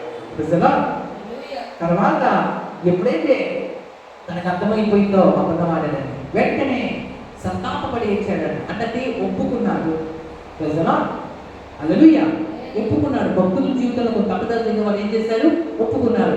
తన అధికములను దాచిపెట్టువాడు వదిలాడు అని ఒప్పుకున్నవాడు వదిలడంట. అంటే ఏంటి? అది ఆత్మస్థితి పైకి రాదు, దేవుడితో కనెక్షన్ పెరగదు, ప్రజలా దేవుడితో అనుబంధం పెరగదు. ఎందుకంటే ఆ తప్పును మధ్యలో పెట్టుకొని పరిగెడుతున్నాడు. దేవుడికి ఇష్టమైనది ప్రజలా ఒప్పుకొని విడిచిపెట్టువాడు కనికరం పొందుతాడు, దేవుని కనికరం పొందుతాడు. అంటే అంటే దేవుడు కనిపిస్తారు. పోనీలే నా బిడ్డ ఒప్పుకున్నాడు, విడిచిపెట్టాడు, పోనీలే దేవుడు కనిపిస్తారు, దేవుడు దగ్గరికి వస్తారు. దీన్ని బట్టి నీకు ఏమర్థం అవుతుంది? మన లోపల శుద్ధిగా ఉంచుకోవాలి. ఎటువంటి మార్పు దేవుడికి అవసరం? ఎటువంటి మార్పు దేవుడు మన నుంచి కోరుతున్నారు? దేవుడు ఎటువంటి మార్పు ప్రాముఖ్యం అని అంటున్నారు? లోపల మారు, లోపల శుద్ధింపు, లోపల శుద్ధి చేసుకో. ఎందుకో తెలుసా? లోపల ఏది దాగుంటుందో అది నీ బయటికి వస్తుంది. లోపల క్రూరత్వం దాగుంటే బయటికి క్రూరత్వం వస్తుంది. లోపల చెడు దాగుంటే బయటికి చెడు వస్తుంది. లోపల తాగాలనిపిస్తే బయటికి తాగుబోతుగా మారుతాం. లోపల తినాలనిపిస్తే బయటికి తిండిబోతుగా మారుతాం. లోపల పడుకోవాలి, బద్ధకంగా ఉండాలనుకుంటే బయట బద్ధకంగానే ఉంటావు. హల్లెలూయా. నీకు అర్థమవుతుంది కదా దేవుడి వాక్యం? లోపల పిసినోడు అయితే బయట పిసితనమే చేస్తావు. లోపల దేవుడికి ఎందుకు ఇవ్వాలనుకుంటే నువ్వు లోపల బయటికి ఇవ్వవు. దీన్ని కూడా కొనుక్కో. ఎందుకంటే నువ్వు చేసిన తప్పులే. అంటే నువ్వు చేసిన దాన్ని బట్టి నీకు కీడు జరుగుతుంది, నువ్వు చేసిన దాన్ని బట్టి నీకు నష్టం జరుగుతుంది. నువ్వు చేసిన క్రియలు బట్టే నీకు క్రియ జరుగుతుంది. అయితే నీ క్రియలు చెడిపోయాయి అంటే నీ హృదయం చెడిపోయింది అని అన్నావు. అయితే నువ్వు సరి చేసుకోవాల్సింది క్రియలు. అనగా నీ క్రియలు సెట్ అవ్వాలంటే ముందు నీ హృదయం సెట్ అవ్వాలి. నీ హృదయం సెట్ అవ్వాలంటే నీ హృదయం నువ్వు కడుక్కోవాలి. ఏంటి? పారవస్త్రంతో కానీ సబ్బుతో కానీ దేనితో కూడా నీ హృదయం కడగబడదు. నీ హృదయం కడగబడాలంటే యేసు రక్తము చేత నీ హృదయాన్ని నువ్వు కడుగుకోవాలి. హల్లెలూయా. యేసు రక్తం ఉంది, కానీ ఆ యేసు రక్తాన్ని ఉపయోగించుకోకపోతే ఉపయోగం లేదు. సోప్ బాక్స్లో సోప్ ఉన్నా ఆ సోపుతో నీ శరీరాన్ని నువ్వు కడుగకపోతే నీ దేహం శుద్ధి అవ్వదు. నీ ఇంట్లో పెన్ ఉన్నా ఆ పెన్ను తీసుకుని వాడకపోతే ఏమి నువ్వు నీ బుక్లో ఏమి నీ బుక్ ఖాళీగానే ఉంటుంది. అలాగే యేసు రక్తం ఉంది, అది వాస్తవమే. యేసు రక్తం ఉంటే నేను పరిశుద్ధం అయిపోతానేమో అని అనుకోకు. యేసు రక్తం ఉన్నా కడగమని చెప్పినప్పుడే నువ్వు పరిశుద్ధులు అవుతావు. యేసు రక్తం ఉన్నా దేవా నన్ను కడుగుము, పరిశుద్ధపరచుము, పవిత్రపరచుము అని నువ్వు అడగాలి. అప్పుడే యేసయ్య రక్తం వచ్చి శుద్ధి చేస్తుంది. శుద్ధి చేసిన హృదయం శుద్ధి అవుతుంది. నీ హృదయం శుద్ధి అయినప్పుడే నీ హృదయం సరిగా ఉంటుంది. నీ హృదయం సరి అయినప్పుడే బయటికి మంచి కనిపిస్తుంది. నీ హృదయం అంటే నువ్వు సెట్ చేసుకోవాల్సింది నీ హృదయాన్ని. ఒక గడియారం ఉంది, గడియారంలో గంటలు చూపించే ముళ్ళు ఉంటుంది, ఇంకా నిమిషాలు చూపించే ముళ్ళు ఉంటుంది, క్షణాలను చూపించే ముళ్ళు ఉంటుంది. కానీ సడన్గా ముళ్ళు ఆగిపోయి ప్రాబ్లం ఎక్కడుంది? నిమిషాల ముళ్ళో ఉందా, గంట ముళ్ళో ఉందా, లేకపోతే క్షణాలు సెకండ్స్ చూపించే ముళ్ళో ఉందా అని ఆలోచిస్తే వాటిలో లేదు, వాటి లోపల స్టార్ట్ అయింది ప్రాబ్లం. ఎక్కడ అంటే బ్యాటరీలో. బయటికి ముళ్ళు కనిపిస్తున్నాయి కానీ బ్యాటరీ లోపల దాక్కుని ఉంది. చూసిన వాళ్ళు కనిపిస్తుంది, అమ్మో ఈ ముళ్ళలో సమస్య ఉందేమో, లేదా మార్చిలో సమస్య ఉందేమో, కానీ సమస్య ఎక్కడ ఉంది? లోపల బ్యాటరీలో ఉంది. అది బయటికి కనిపించదు, కానీ లోపలే ఉంటుంది. అని యేసుక్రీస్తు వారు చెప్పారు, లోపల నుంచి బయట నుంచి లోపలికి వెళ్ళేది మనుషుని అపవిత్రపరచదు, కానీ లోపల నుంచి బయటకు వచ్చేదే మనిషిని అపవిత్రపరచదు. మనిషిని హృదయము బహు ఘోరమైన వ్యాధి కలిగింది. ఈ హృదయం చెడిపోతే మనిషి చెడిపోతాడు. అందుకే హృదయ కాఠిన్యం, ఫరో హృదయం కాఠిన్యం చేయబడింది. నేను పోనీయను అన్నాడు. ఎందుకు? ఫరో చెడ్డవాడనా? అది చెడ్డవాడైతే ఎందుకు అలా అన్నాడు? నిజంగా అంటే అలా అన్నాడు అంటే చెడ్డవాడు. ఎందుకు చెడ్డవాడుగా ఉన్నాడు ఆయన? అతని హృదయం చెడిపోయింది, అతని హృదయం కఠినం అయిపోయింది. ప్రజలు ఫరో హృదయం కాఠిన్యం కలిగిన వాడే, నేను పోనీయమను అన్నాడు. అంటే అతను బయటికి ఆ రూపం ఎందుకు కనిపించింది, ఆ ప్రలోభం ఎందుకు కనిపించింది? ఆ హృదయము సరిగా లేదు, హృదయము కఠినం అయిపోయింది. అంటే ప్రాబ్లం అంటే ఎక్కడ స్టార్ట్ అవుతుందో తెలుసా? హృదయములో. Inside. The problem starts from the inside, not from the outside. If you can set right over inside, then you can see the change outside. Praise the Lord. The inside change is very important. Hallelujah. ఆత్మ కూడా ఎక్కడ ఉంటుందో తెలుసా? లోపలే ఉంటుంది, అది కనిపించదు. అదే ఒక దేవుని దగ్గర. కాబట్టి ఇక్కడ మనకి ఏమర్థమైంది? హృదయ శుద్ధి గలవారు ధన్యులు, వారు దేవుని చూస్తారు. హృదయం నువ్వు శుద్ధి చేసుకుంటే ఈ భౌతికంగా కూడా శుద్ధిగా ఉంటావు. అంటే మార్పు అనేది లోపల జరగాలి, మార్పు అనేది లోపల రావాలి. లోపల ఎప్పుడైతే మార్పు వస్తుందో బయటికి కూడా మార్పు వస్తుంది. దేవుడు కూడా అదే కోరుతున్నాడు. అందుకే ప్రభు ఇందాక ఏమన్నారు? వెలుపల శుద్ధి ఉన్నట్లుగా లోపల శుద్ధి చేయు. అంటే అర్థం ఏంటి? వెలుపల శుద్ధిగా ఉండాలని ఆశపడుతున్నాం, బయట బాగోవాలని ఆశపడుతున్నాం, కానీ సీక్రెట్ ఒకటి ఉంది. ఏంటి ఆ సీక్రెట్? లోపలను శుద్ధి చేయడం ప్రారంభించు, బయట ఆటోమేటిక్గా శుద్ధి అయిపోతాం. ఎందుకంటే లోపల నుండి నేను ఆపరేట్ చేస్తుంది. ఒక మనిషి చీకటి తప్పుగా కనిపిస్తున్నాడు అంటే అతను ఆత్మ, ఆత్మ ఎక్కడ ఉంటుంది? లోపల ఉంటుంది. లోపల పరిశుద్ధాత్మ ఉంటే, పరిశుద్ధాత్మ అంటే పరిశుద్ధంగా మనిషి జీవిస్తారు. ఒక లోపల దురాత్మ ఉంటే దుష్టాత్మగా జీవిస్తారు. అయితే ఇక్కడ మనసు బాగోలేనప్పుడు, హృదయం బాగోలేనప్పుడు, మరి నా జీవితం బాగోలేదండి, నా బ్రతుకు బాగోలేదు, నా జీవితంలో సరిలేదు అంటే నువ్వు అలా ఉండిపోయే అవసరం లేదు. దానికి సొల్యూషన్ ఎదుర్కోవాలి. జ్వరం వచ్చినప్పుడు దానికి మందేటువంటి ఎదుగుతావు కదా. ప్రజలా హల్లెలూయా. ఒక స్కూల్లో చదువు బాగోలేనప్పుడు ఏ స్కూల్ బాగా చెప్తుందని వెతుకుతావు కదా. బట్టలు బాగాలేనప్పుడు ఏ షాప్లో బట్టలు బాగుంటాయి వెతుకుతావు కదా. ఒక టమాటా పండు బాగాలేనప్పుడు నీ జీవితంలో టమాటాలు కొనవా? ఏం చేస్తావు? ఎక్కడ బాగా అమ్ముతున్నాడు, ఎక్కడ టమాటాలు బాగున్నాయని షాప్స్ వెతుకుతావు కదా. అలాగే హృదయం శుద్ధిగా లేనప్పుడు నీకు అర్థమైంది. ఇప్పుడు ఏంటి? బయటికి ప్రవర్తన బాగలేదంటే లోపల హృదయం బాగలేదని అర్థమైంది. హృదయం బాగోలేనప్పుడు ఇక నా హృదయం ఇంటే అని అనుకుంటే నువ్వు నిధులు మోసగించుకున్నావు ప్రజలా. అప్పుడు ఏం చేయాలి? హృదయం ఎలా బాగు చేసే మందు ఏంటి అని ఎదగాలి. హృదయం బాగు చేసే డాక్టర్ గారు ఎవరో ఎదగాలి. హల్లెలూయా. అయితే హృదయంలో బాగు చేసే డాక్టర్ గారు భూమి పైన లేరు. హల్లెలూయా. మానవ రూపంలో ఉన్న డాక్టర్స్ ఎవరు కూడా హృదయం శుద్ధి చేయలేరు. హృదయ శుద్ధి కలగాలి అంటే హృదయాన్ని చేసిన వారు మాత్రమే హృదయాన్ని శుద్ధి చేయగలరు. హృదయాన్ని చేసిన వారు ఎవరు అంటే మానవుని సృజించిన వారు. ఆయన ఎవరు అంటే భూమిని ఆకాశమును వాటిని సర్వము సృజించిన సర్వాధికారి అయిన దేవుడు. ఆయన నజరేయుడైన యేసుక్రీస్తు వారు. ఆ నజరేయుడైన యేసుక్రీస్తు వారి యొక్క నువ్వు వచ్చి నీ జీవితాన్ని సమర్పించుకొని నీ పాపాలను, నీ తప్పిదములను, నువ్వు చేసిన పొరపాట్లు ఎన్నైనప్పటికీ కూడా ఆయన క్షమించడానికి సిద్ధంగా ఉన్నారు.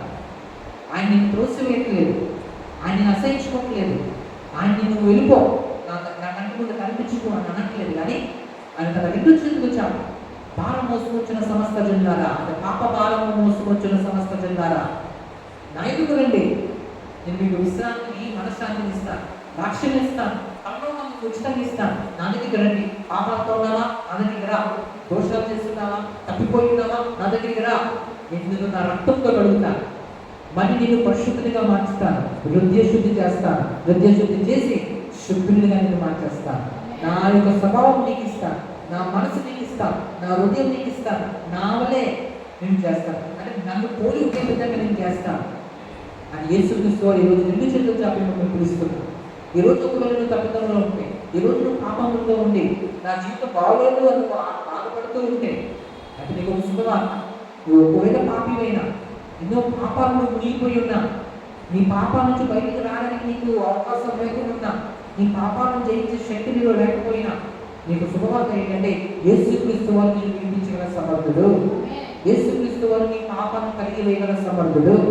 నువ్వు చేయాల్సినంత ఒకటే, ఆయన సన్నిధికి వచ్చి ఆయన ఎదుట ప్రభా నువ్వున్న స్థలంలోనే మోకలేని ప్రభా నేను పాపిని, క్షమించుము, నీ రక్తముతో నన్ను కడుగు అంటే అప్పుడు నువ్వు శుద్ధి అవుతావు. శుద్ధి అయినప్పుడు ఏమవుతుందంటే నీ లోపల చేంజ్ జరుగుతుంది. ఎప్పుడు నీ లోపల చేంజ్ జరుగుతుందో నువ్వు బయటికి కూడా చేంజ్ అయిపోతావు. హల్లెలూయా. పేతురు ధైర్యవంతులుగా మారింది ఎలాగో తెలుసా? లోపల చేంజ్ జరిగింది. బయటికి అతను పిలిచేవారు. అందుకే నాకు ప్రభు తెలియదు అంటారు కదా ప్రజలా. కానీ ఆయన ధైర్యం ఎలా మాట్లాడతారు? పేతుల్లో ఈ మార్పు జరగలేదు. పేతురు గారు మనిషి అంతే ఉన్నారు, కానీ అతను ఇన్సైడ్లో చేంజ్ జరిగింది. ఏంటి ఆ చేంజ్ జరిగింది? ఇన్సైడ్లో పరిశుద్ధాత్మలోకి వచ్చింది. హల్లెలూయా. అని దీన్ని బట్టి చూస్తే ముందు పేతురు గారు వేరు, తర్వాత పేతురు వేరు. మనిషి మారలేదు, మనిషి లోపల మార్పు వచ్చింది. ఏంటి ఆ మార్పు అంటే హోలీ స్పిరిట్. పెంతుకొస్తు వాళ్ళు మేడగదిలో దేవుడిని కనపరుస్తుండగా, ప్రార్థిస్తుండగా పరిశుద్ధాత్మ దేవుడు పేతురు గారి మీదకి రాగా, ఆ రోజు నుంచి పేతురు యోహానులు కావచ్చు, శిష్యులు కావచ్చు, చాలా బలవంతంగా దేవుని యొక్క పరిచయం చేయగలిగారు. అంటే వాళ్ళు మార్పు తీసుకొచ్చింది holy spirit. And change has happened. The change must be start from the inside. లోపల చేంజ్ అనేది స్టార్ట్ కావాలి. ఇదండి మార్పే. ఈ మార్పే దేవుడు కోరుతున్నారు. ఒకవేళ లోపల నువ్వు శుద్ధిగా లేకపోయినా, బయటికి నువ్వు శుద్ధిగా ఉన్నా, అది వేషధారణ అవుతుంది, దేవుడికి ఇష్టం కానిది అవుతుంది. బయట ఒకవేళ లోపల భక్తి లేకపోయినా, బయటికి భక్తిగా కనిపించిన, లోపల ప్రార్థన చేయని కోరిక లేకపోయినా, నువ్వు ప్రార్థన చేసేస్తున్నట్లు కనిపించిన, ఏమవుతుంది అది? అందుకే వాళ్ళు భక్తి కలిగిన వారి వల్ల మీరు దాని శక్తిని ఆచరించని వారుగా ఉన్నారు. అంటే దాని అర్థమేంటి? భక్తిగా కనిపిస్తున్నారు. అమ్మో ఈ సిస్టర్ గారు ఎంత భక్తి పరులు, అమ్మో ఈ బ్రదర్ గారు ఎంత భక్తి పరులు అనిపించినా దేవుడు నీ హృదయాన్ని చూస్తారు. అని కదా దేవుడు సమయంతో అంటారు, మనుషులు పైరూపాలు లక్ష్య పెడతారేమో కానీ నేను హృదయాన్ని లక్ష్య పెడతాను. అంటే దేవుడు అంటున్నా, నేను ఇన్సైడే చూస్తాను. బయటికి నల్లకుండా నాకు అనవసరం, బయటికి చిన్నగా ఉన్నా నాకు అనవసరం, బయటికి చదువు లేకపోయినా నాకు అనవసరం, బయటికి ఆస్తి లేకపోయినా అనవసరం, బయటికి ప్రజలందరితో ద్వేషించబడుతున్నా, దూషించబడుతున్నా నాకు అనవసరం. అతని హృదయం గట్టిగా ఉంటే, అతని హృదయం శుద్ధిగా ఉంటే, అతని హృదయము మంచిగా ఉంటే నాకు అదే కావాలి. నేను పైరూపాన్ని చూడడం, నేను హృదయాన్ని చూస్తాను. నాకు లోపల మార్పు కావాలి. అతని హృదయంలో మార్పు కలిగిన వాడు ఇల్లు అభిషేకించు. ఐ వాంట్ ఇట్ అని దేవుడు చెప్పగా సమయంలో మౌనంగా వెళ్ళిపోవడం జరుగుతుంది. ఇప్పటి వరకు ఏమర్థమైంది? మార్పు ఎక్కడ జరగాలండి? ఆంతర్యంలో జరగాలి. ఇంకొక వచనం చూద్దాం.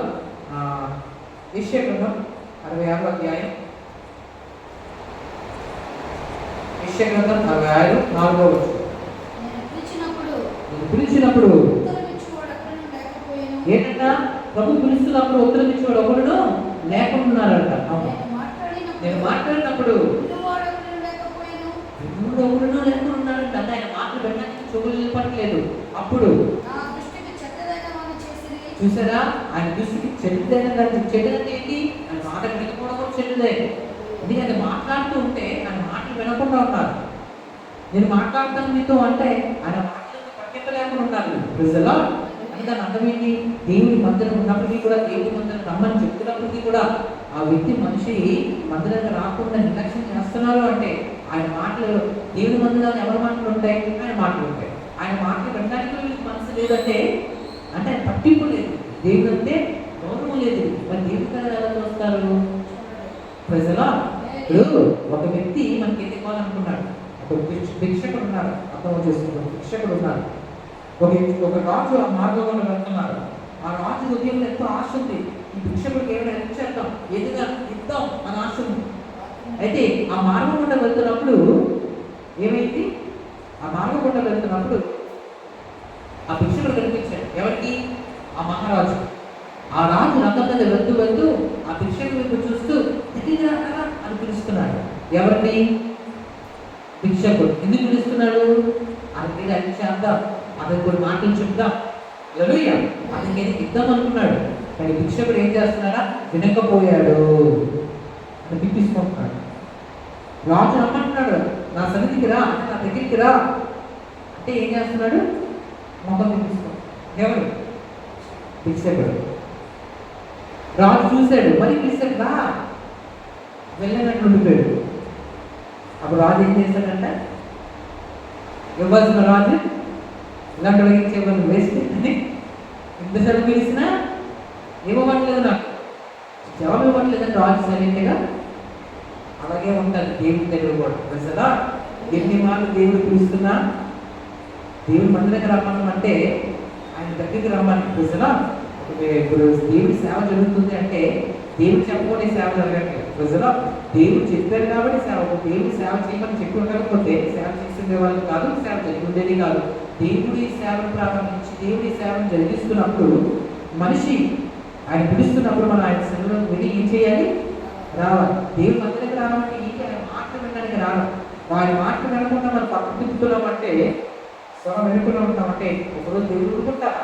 చూడండి ఇక్కడ ఏం జరుగుతుందో, నా దృష్టికి చెడ్డదైన దాన్ని చేసింది.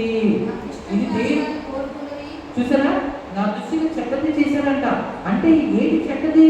నేను పిలిచినప్పుడు ఉత్తరం ఇచ్చేవాడు ఒకడు లేకపోయాను. ఉత్తరం అంటే జవాబిచ్చేవాడు లేదంటే నాకు నా మాట వినట్లేదు. దాని తర్వాత నేను మాట్లాడినప్పుడు చూసారా, దేవుడు మాట్లాడుతున్నప్పుడు వినువాడు ఒకడును లేకపోయాను. నా దృష్టికి చెడ్డదిన దాన్ని చేసేది, నాకు ఇష్టము కాని దాన్ని దేవునికి ఇష్టం లేదు. ఏం దేవునికి ఇష్టం లేదు? ఆయన సన్నిధికి రాకుండా, ఆయన పరిచర్యకి రాకుండా, ఆయన మాటలు వింటున్నప్పుడు, నా మాటలు వినిపిస్తాను రండి, దేవుడి మాటలు వినడానికి రండి అని మనం చెప్తున్నప్పుడు, ఆయన మాటలు వెళ్ళలేనప్పుడు, ఆయన మాట వినడానికి మనకు మనసు లేనప్పుడు అంట ఆయన దృష్టికి ఏం చేసిన వాళ్ళు అవుతాం? మనము చెడ్డది చేసిన వాళ్ళు అవుతాం. నాకు ఇష్టం కాని దేని కోరుకున్నారంట వాళ్ళు? ఆయనకి ఇష్టం ఏంటి కాదు? ఆయన మాట వినకపోతే ఆయనకి ఇష్టం కాదు, సన్నిధికి రాకపోతే ఆయనకి ఇష్టం ఉండదు. ప్రజలు కావున నేను వారిని మోసముతో, అవును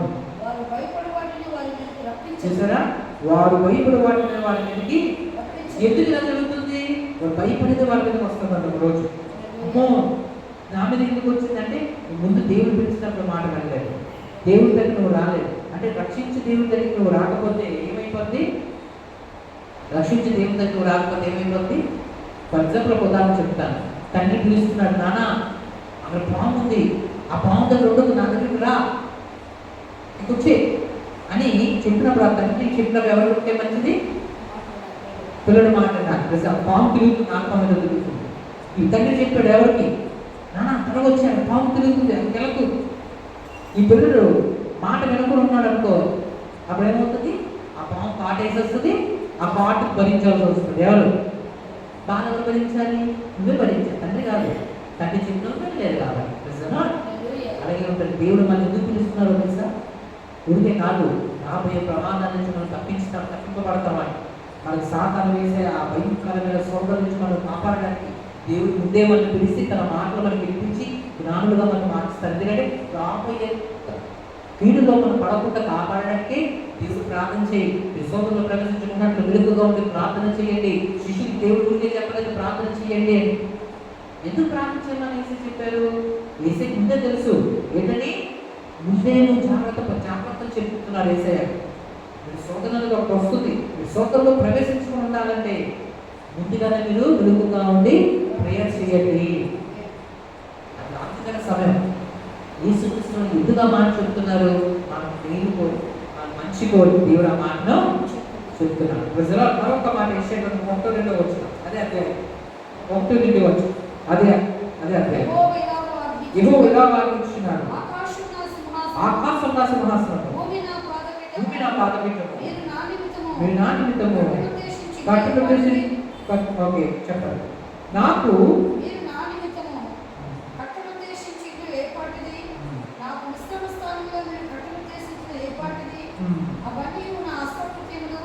అవి నా వల్ల కలిగినవి, యెహోవా సెలవిచ్చుచున్నాడు. ఎవడు దినులై నడిగినది గలవాడే, నా మాట విని వణుకుచుండునో వానిని నేను దృష్టించుచున్నాను. ఎవడు దినులై నడిగిన హృదయం గలవాడే, నా మాట విని వణుకుచుండునో వానిని నేను దృష్టించుచున్నాను. ఎవడు దీనుడై నడిగిన హృదయము గలవాడై నా మాట విని వణుకుచుండునో వానిని నేను దృష్టించుచున్నాను. మనకు దేవుని సన్నిధిలో దీనులమై నలిగి హృదయము గలవారు, నలిగిన హృదయము గలవారమై ఆయన మాట విని వణుకుతూ ఉండాలంట. అంటే దేవుడు అంటున్నారు, మనం దేవునికి ఏం భయం ఉండాలంటే భయముతో ఉండాలి. దేవుడు మనం భయపడాలి. వణుకుతూ ఉంటే వాటిని నేను చూస్తున్నాను అంటున్నారు. అంటే ఏ హృదయం కలిగి ఉండాలి? నలిగిన హృదయము గలవాడే అంటే ముందు హృదయం శుద్ధి చేసుకోవాలి, సరైన హృదయం కలిగి ఉండాలి. అంటే హృదయం బాగు చేసుకోవడానికి, సరి చేసుకోవడానికి నువ్వు సిద్ధపడాలి. హల్లెలూయా. అంటే దేవుడు ఇంకొక మాట కూడా మనం చూద్దాం, ఇంకా బాగా అర్థమవుతుంది. లాస్ట్ మాట ప్రొవెర్బ్స్ చాప్టర్ 1 సామెతలు 1వ అధ్యాయం 22వ వచనం. దేవుడి హృదయాన్ని తెలుసుకొని ఉండాలి. సామెతలు 1వ అధ్యాయము 22వ వచనం. ఎట్లనగా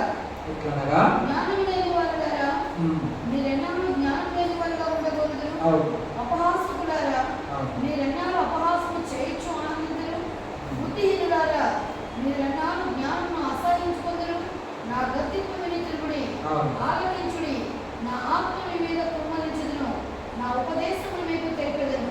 నిన్ను పిలువగా వినకపోతే, నా చెయ్యి చాపగా ఎవరు లక్ష్య పెట్టకపోయి, నేను చెప్పిన బోధ ఏమీ మీరు వెనక త్రోసివేసితిరి, గద్దింపుగా మీరు గద్దింపుగా లోబడకపోతిరి. లోబడకపోతిరి. కాబట్టి మీకు మీకు అపాయం కలిగినప్పుడు నేను నేను నవ్వేదను, నవ్వేదను.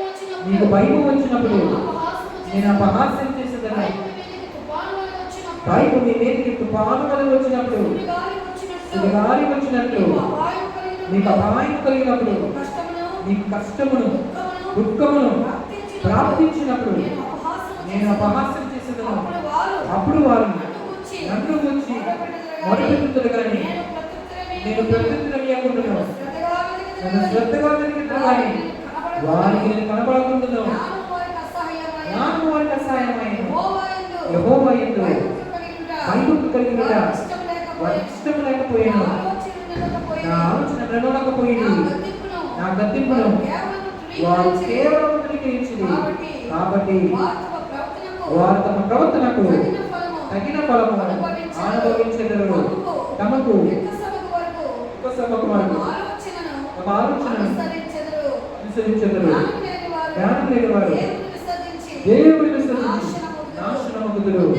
బుద్ధిహీనులు శ్రమ కలిగినదని మైమరిచి నిర్మూలమగుదురు. నా ఉపదేశము నమ్మకించేవారు శాశ్వతంగా నివసించును.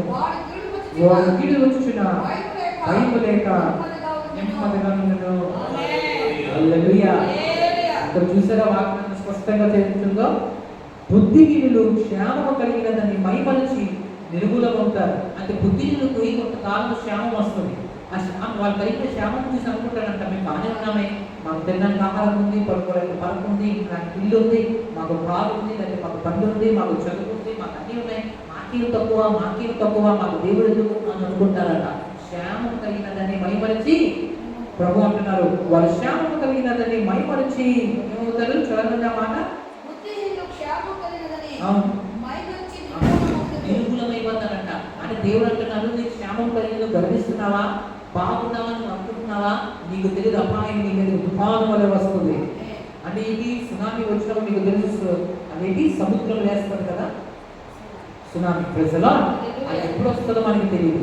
దేవుడు కూడా అదే చెప్తున్నారు, నన్ను నువ్వు ఎంత ప్రేమించాలో ప్రేమించాలి. అంటే నీ స్థితి బాగోకపోయినా నువ్వు ప్రేమించాలి, స్థితి బాగున్నా ప్రేమించాలి. దాని అర్థం ఏంటి? మనకి తినడానికి అన్నం లేకపోయినా, కట్టుకోడానికి వస్త్రం లేకపోయినా, ఉండడానికి ఇల్లు లేకపోయినా మనం ఏం చేయాలంట? దేవుడికి ఇవ్వాల్సిన ప్రేమ ఇచ్చేయాలి, ఆయనకి ఇవ్వాల్సిన గౌరవం ఇచ్చేయాలి. ఒకవేళ మన దగ్గర అన్నీ ఉన్నా, ఇల్లున్నా, బట్టున్నా, కారున్నా, చేతులున్నా, మనకు కావాల్సిన సమృద్ధి ఉన్నా, అయినా దేవుడు మనము ప్రేమించాలి. అంటే దేవుడి ప్రేమ దేంతో లింక్ చేయకూడదు. ఉన్నాయి కదా ఉన్నవాడు అనుకోకూడదు, నాకు అన్నీ ఉన్నాయి కదా దేవుడు నాకు ఎందుకు అని ఉన్నవాడు అనుకోకూడదు. లేనివాడు అనుకోకూడదు. ఏమని? నాకు ఏమి లేదు కదా దేవుడు నాకెందుకు, నా దేవుడు ఏం చేశాను అని కూడా అనుకోకూడదు. లేనివాడైనా ఉన్నవాడైనా వాటితో పాటు నువ్వు దేవుడిని లింక్ చేయకూడదు. మనం ఏం చేయాలి? దేవుళ్ళనే చూడాలి. రాజు వెళ్తున్నాడు ఒక వీధిలో, ఆయనకి సరిగ్గా కొడతారు కదా, సార్ గుడ్ మార్నింగ్ సార్ అని అంటామా లేదా? మనకి మనం దొరుకుతూనే అంటామా, మనం దొరకకపోయినా అంటామా? మనం అతను గౌరవిస్తుంది మన స్థితి బట్టి కాదు, అక్కడ ఉన్న స్థితి బట్టి మనం ఏం చేయాలి? గౌరవించాలి. అంతే కదా? అంటే అతని స్థితి బట్టి అతనికి ఇవ్వాల్సిన గౌరవం ఇచ్చేయాలి. దేవుడు కూడా అంతే. దేవుడు కాబట్టి మన స్థితి బట్టి కాదు ఆయన మనం చూడాల్సింది. అంటే నేను బాగుంటే దేవుడిని ఎక్కువగా కనపరచడం, నేను బాగోకపోతే దేవుడిని కనపరచకపోవడం కానీ, లేకపోతే బాగున్నాను కానీ కనపరచుకున్నా, బాగాలేదు కాబట్టి కనపరచుకుంటా ఉన్నాం కూడా రైట్ కాదు. అంటే దేవుడిని మన స్థితి బట్టి మనం దేవుని గౌరవం ఇవ్వకూడదు. అందుకే కదా యోబు అంటారు, యెహోవా ఇచ్చాను, యెహోవా తీసుకున్నాను, యెహోవా నామంటే. అంటే యోబు అంటున్న మాట ఏంటి? ఇస్తేనే దేవుడా, ఇవ్వకపోతే దేవుడు కదా. ఇస్తే స్తుతిస్తానా, ఇవ్వకపోతే స్తుతించనా, అని తిరిగి తీసుకుంటే స్తుతించనా? ప్రజలా నేను నాకున్న దాన్ని బట్టి ఒకప్పుడు స్తుతించలే, ఇప్పుడు లేని దాన్ని బట్టి కూడా నేను స్తుతి ఆపను. కానీ ఉన్నా స్తుతిస్తా, లేకపోయినా స్తుతిస్తా. ప్రజలా యెహోవా ఇచ్చి యెహోవా తీసుకుని యెహోవా నామానికే. అంటే ఉన్నప్పుడు స్తుతించాను, లేనప్పుడు కూడా. అంటే యోబు తన స్థితిని బట్టి దేవుడిని స్తుతించట్లేదు, దేవుళ్ళా స్తుతిస్తున్నాడు. ఈరోజు మనం ఏం తెలుసు? దేవుళ్ళా స్తుతించాలి. మన స్థితిని బట్టి దేవుని స్థితిని మనం చూడకూడదు, మన స్థితి బట్టి దేవుని గౌరవం మనం చూడకూడదు. దేవుడికి వస్తున్న గౌరవం దేవుడికి చేయాలి, దేవుడికి వస్తున్న సమయం దేవుడికి చేయాలి, దేవుడికి వస్తున్న మహిమ దేవుడికి చేయాలి. దేవుడి కోసం చేయాల్సింది దేవుడి కోసం చేసేసేయాలి. ప్రజలా కానీ దేవుడిని భగవంతుడిలానే చూడాలి. మన పరిస్థితి పని ఆయన చూడకూడదు. ఇక ప్రభు ఏమని చెప్తున్నారు మీరు చూసే నాకు అద్భుతంగా రాయబడింది మాట చూడండి. ప్రభు అంటున్నారు, జ్ఞానం లేని వారు దేవుని విసర్జించి నాశనం అయిపోతారు. ప్రజలా నాశనమవుతులు, భక్తులు శ్యామము కలిగిన దాన్ని మైమరిచి వినుగులమవుతులు. నా ఉపదేశమును అంగీకరించే వారు సురక్షితంగా నివసిస్తారు. వాడు నీళ్ళు వచ్చిన భయపడలేక నెమ్మదిగా ఉంటాడు. హల్లెలూయా. జ్ఞానము వారికి అసహాయమైన, యెహోవాని భయము కలిగిన వారికి ఇష్టమో లేకపోయాను. అంటే యెహోవా యందు అంటే దేవుని యందు భయము కలిగిన వారికి ఇష్టమో, దేవుని యందు భయము కలిగిన వారికి నచ్చలేదంట. దేవునికి భయపడడం మనకి ఇష్టం లేదు. దేవుడితో గడపాలంటే మనకి ఇష్టం లేదు. దేవుడి మాట వినాలంటే మనకి ఇష్టం లేదు. మాకెందుకు దేవుడు అన్నట్లు వారు ఉన్నారంట. అందుకే ప్రభు వాక్యంగా చదివిస్తుంది, నా ఆలోచన విననొల్లగా పోయింది. నేను గద్దించాను తప్పుగా. గద్దింపండి ఏంటండి? తప్పుగా ఇది తప్పు చేస్తే తప్పు అని చెప్పడమే గద్దింపు. ప్రజలు పిల్లల్ని మందలిస్తాం కదా. పిల్లలు ఏమైనా తప్పు చేశారు అనుకోండి, పిల్లలు ఏమైనా ఫోన్ పగలగొట్టేశారు, మనం ఏం చేస్తాం? మందలిస్తాం, గద్దిస్తాం. తప్పు చేస్తున్నాం. హల్లెలూయా. అదే దేవుడు కూడా మనం గద్దిస్తూ ఉంటారు. ఎలా గద్దిస్తారు? వాక్యంలో గద్దిస్తారు. దేవుడు తన సేవకులు వాడుకుని గద్దిస్తారు. ప్రజలా ఒక దైవ సేవకులు ఉన్నామంటే సేవకుల నోట్లో నుంచి కూడా దేవుడు మాట్లాడి మనకు గద్దిస్తారు. అంటే తప్పుది రైట్ కాదు అని ఎందుకు గద్దిస్తారు? మన మంచి కోసమే. ప్రజలా తండ్రి తనకిష్టమైన కుమారుని గద్దించు రీతిగా యెహోవా తను ప్రేమించే వారిని గద్దిస్తారు. అంటే దేవుడు తండ్రి ఏం చేస్తారు? తనకి ఇష్టమైన పిల్లలు ఏం చేస్తారంటే అతను గద్దిస్తారో, అంటే నాన్నగారు ఎవరైతే ఎక్కువ ప్రేమో అది ప్రేమ ఎక్కువ కాబట్టి వాళ్ళు ఏం చిన్న తప్పు చేసినా గద్దించినట్లే దేవుడు కూడా మనకి ఇష్టం కాబట్టి దేవుడు మనలో కూడా గద్దిస్తారు. గద్దించడం అంటే ఏంటి? తప్పుగా చెప్తారు, ఇది తప్పు నాన్న, ఇది చేయకూడదు, ఇది వాక్య విరోధం, ఇది చేయకూడదు, ఇది మేలు కాదు, ఇది మంచిది కాదు, నీ ఆత్మకు మంచిది కాదని దేవుడు చెప్తారు. నా ఆలోచనలకు అదే ప్రభు చెప్తున్నారు, నేను వాళ్ళు పిలిచినప్పుడు వాళ్ళు వినకుండా ఉన్నారు, నా ఆలోచన వాళ్ళు దోషి వేస్తున్నారు. ప్రజగా ఇంకో మాట 23వ వచనం, నా గద్దింపు విని తిరుగుడి ఆలకించుడి నా ఆత్మను మీ మీద. ప్రభు ఏమంటున్నారు? నా గద్దింపు విని తిరగండి అని దేవుడు మనకు చెప్తున్నప్పుడు మనం విని లోబడి ఆ మాటకి మనం ఏం చేయాలంట? ఆ మాట వినాలి. దాని తర్వాత నా ఉపదేశమును మీరు మీకు తెలిపేదను, నేను పిలవగా మీరు వినకపోతుంది, నా చెయ్య చాపగా ఎవరినో.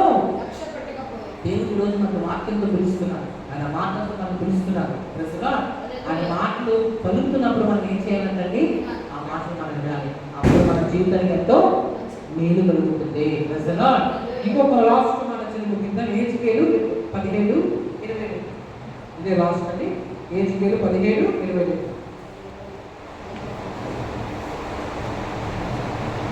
లాస్ట్ మాట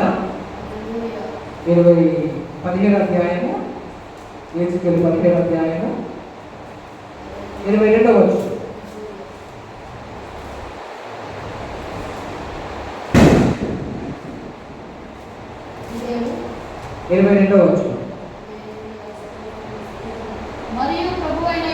మరియు ప్రభువైన యెహోవా ఈ మాట సెలవిస్తున్నాడు, ఎత్తైన దేవదారు వృక్షపు పైకొమ్మ ఒకటి నేను తీసి దాన్ని నాటుదును, పైగా ఉన్నదాన్ని శాఖలలో దేశదాని నుంచి అత్యున్నత పర్వతము మీద దాన్ని నాటుదును. ఇజ్రాయేల్ దేశంలోని ఎత్తుగల పర్వతము మీద నేను దానిని నాటగా అది శాఖలు విడిచి బహుగా ఫలించు శ్రేష్టమైన దేవదారు చెట్టును, సకల జాతుల పక్షులను దానిలో ఊరు కట్టుకును, దాని కొమ్మల నీడను అవి దాగును. మరియు యెహోవానకు నేనే ఘనమైన చెట్టును, నీచమైనది చెట్టును, ఘనమైనది గాను చేయవాలని పచ్చని చెట్టు, ఎండిపోయినట్లను ఎండిన చెట్టు, వికసించినట్లను చేయవాలని భూమి యందు సకలమైన చెట్లకు తెలియబడును. యెహోవానకు నేనే మాట సెలవించి ఏం చెప్తున్నారు తెలుసా? నేను ఆశీర్వదిస్తాను. అయితే ఒకటి గుర్తు పెట్టుకోండి. ఏమని గుర్తు పెట్టుకోవాలి? లాస్ట్ వచనం యెహోవాకు నేనే ఘనమైన చెట్టును నీచమైనదిగాను. అంటే ఘనమైన చెట్టు అంటే ఏంటంటే, ఘనం అంటే ఒక చెట్టు ఉంది, ఆ చెట్టు చాలా గొప్పదిగా అందరూ మాట్లాడుకుంటారు. ఈ చెట్టు ఎంత మంచిదండి, ఈ చెట్టు ఎంత అందంగా ఉందండి, ఈ చెట్టుకి ఎన్ని ఫలాలు కాస్తున్నాయండి అంటే చెట్టు అని అనుకోకండి, మనిషికి కూడా ఉంటారు. అందుకే మన మనుషులు బాగా ఎదుగుతారు భూమిపై. ఎదగడం అంటే ఏంటి, బాగా పైకి వస్తారు. వాళ్ళు చేసిన పనిలో, జాబ్లో, ప్రజలో వాళ్ళకి ఇల్లు ఉంటాయి, బడులు ఉండొచ్చు, లేదా పేరు ప్రఖ్యాతలు ఉండొచ్చు. వాళ్ళు అనుకుంటారు మేము ఎంత గొప్ప అయిపోయామండి, ఎంత బాగున్నామేమో అంటే. దేవుని మర్చి ఎవరైతే అంటే తమ భౌతిక స్థితి చూసి గొప్పగా ఫీల్ అవుతారో, దేవుడితో ఏముంది నువ్వు అన్ని బాగానే ఉన్నావు కదా అనుకుంటారో, వారి స్థితి ఏమవుతుందని చూడండి. యెహోవాకు నేనే ఘనమైన చెట్టును నీచమైన చెట్టును ఘనమైనదిగా చేయువానని నీవు. అంటే ప్రభు అంటున్నారు, ఒక హెచ్చించువాని నేనే, తగ్గించువాని కూడా నేనే. అంటే మన దేవుని గురించి మనం గొప్పగా ఫీల్ అవుతే, ఆయన మర్చిపోయి ఆయన ఇవ్వాల్సిన సమయం కూడా, ఆయన గౌరవం కూడా మనం బాగున్నామని మనం గర్విస్తేనట, దేవుడు ఒక రోజు మనం తగ్గిస్తాడు. తను హెచ్చించుకున్నవాడు తగ్గింపబడను, తను తగ్గించుకున్నవాడు హల్లెలూయా. అంటే తగ్గించేవాడు దేవుడే, హెచ్చించేవాడు కూడా మన దేవుడే. అంటే దేవుడు ఏం చెప్తున్నారు, నువ్వు గొప్పగా పైకి వెళ్ళినప్పుడు నన్ను మర్చిపోకు. పైకి తీసుకొచ్చాను కాబట్టి మరి కింద కూడా తీసుకెళ్ళగలను. నువ్వు కిందకు ఉన్నప్పుడు నువ్వు బాధతో కుంగిపోకు, నా మీద ఆధారపడు, నేను పైకి కూడా తీసుకెళ్ళగలను. అంటే దేవుడు ఏమంటున్నారు, నువ్వు కింద ఉన్నా పైన ఉన్నా నన్నే ప్రేమించాలి. నేను నీకు తండ్రిని, నీకు ప్రాణం ఇచ్చాను, జీవితం ఇచ్చాను, భూమిపైన ఒక బ్రతికిచ్చాను, నీకు అన్ని ఇచ్చింది నేనే. నేను ఆరోగ్య రూపంలో పని చేసుకోగలవా, నేను నీకు సహాయం చేయకపోతే నువ్వు బాగుండగలవా, నేను చెవులు ఇచ్చినవాడిని నేనే కదా, చూపులు ఇచ్చినవాడిని నేనే కదా, చేతుల్లో బలం ఇచ్చినవాడిని నేనే కదా అని దేవుడు ఏం చెప్తున్నారు. ఒక రోజు మనకు వచ్చింది అంటే మన ఆయన వల్లే పొందుతున్నాం. అందుకే కొంచెం ఘనమైన చెట్టును నీచమైన దానిగాను, నీచమైన చెట్టును ఘనమైన దానిగాను చెయ్యవాడును. అంటే అర్థమేంటి, ఘనమైన చెట్టును నీచమైన దానిగాను, నీచమైన చెట్టును ఘనమైన దానిగాను. అంటే అర్థం ఏంటంటే, ఒక బాగా ఫలించింది, ఘనంగా కనిపిస్తుంది, గొప్పగా కనిపిస్తుంది అంటే ఆ చెట్టు మనిషికి సాదృశ్యంగా ఉంది. ఘనమైన చెట్టు అంటే బాగా పైకి వచ్చిన మనిషికి మాట.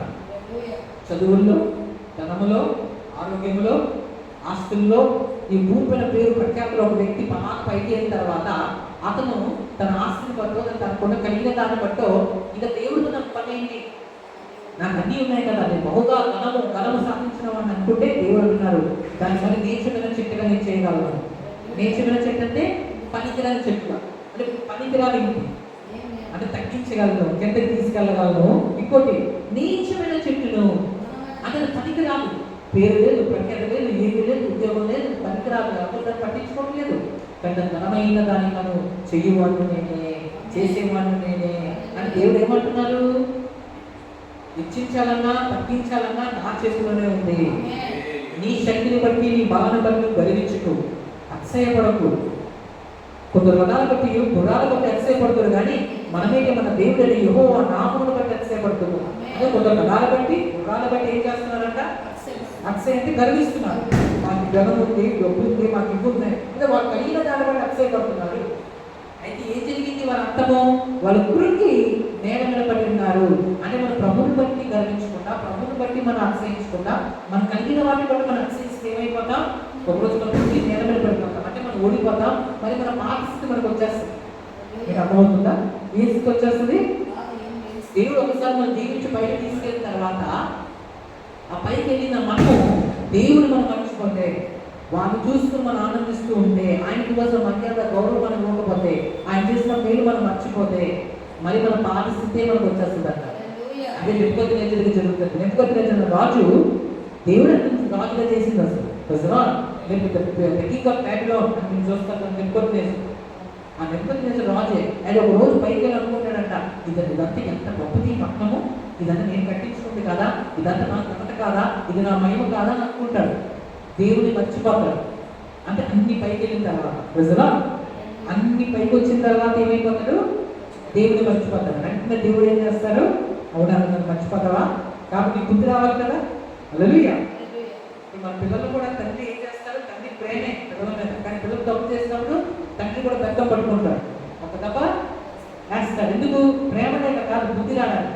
అలాగే దేవుడు కూడా కొన్నిసార్లు ఏం చేస్తాడు తెలుసా, మన పాత స్థితిలో ముందు మనం తీసుకెళ్తారు. ఎందుకు తీసుకెళ్తారు? నీకు బుద్ధి రావడానికి. నెబుకద్నెజర్ని దేవుడు కిందకి తీసుకొచ్చి మానవ మనసు పోయి ఇదేంటి మృగం మనసు, ఒక విధంగా చెప్పాలంటే యానిమల్ మైండ్ అతనికి వచ్చేస్తుంది. ప్రజలా ఇది గడ్డి తింటాడు. ఎందుకు గడ్డి తినవలసి వచ్చిన మహారాజు ఏంటి? ఎందుకంటే గర్వించేస్తాడు. దేవుడు చేసిన పేరు మర్చిపోతాడు. అమ్మో దేవుడి వల్ల నేను ఇంత పైకి వచ్చాను అన్న విషయాన్ని మర్చిపోతాడు, గర్విస్తాడు, గొప్ప అనుకుంటాడు. దేవుడు అంటే మనకి ఎందుకు తీసుకెళ్తాడు?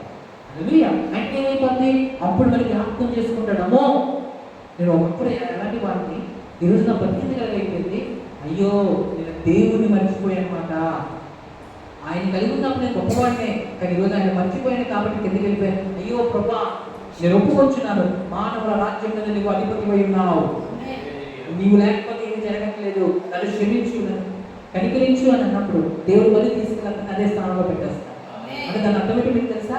దేవుడికి ఇవ్వాల్సిన మైండ్ దేవుడికి ఇవ్వకపోతే, దేవుడికి ఇవ్వాల్సిన మర్చిస్తామని దేవుడికి ఇవ్వకపోతే దేవుడికి కోపం వస్తుంది. హెచ్చించిన దేవుడే మీరు తగ్గిస్తారు కూడా.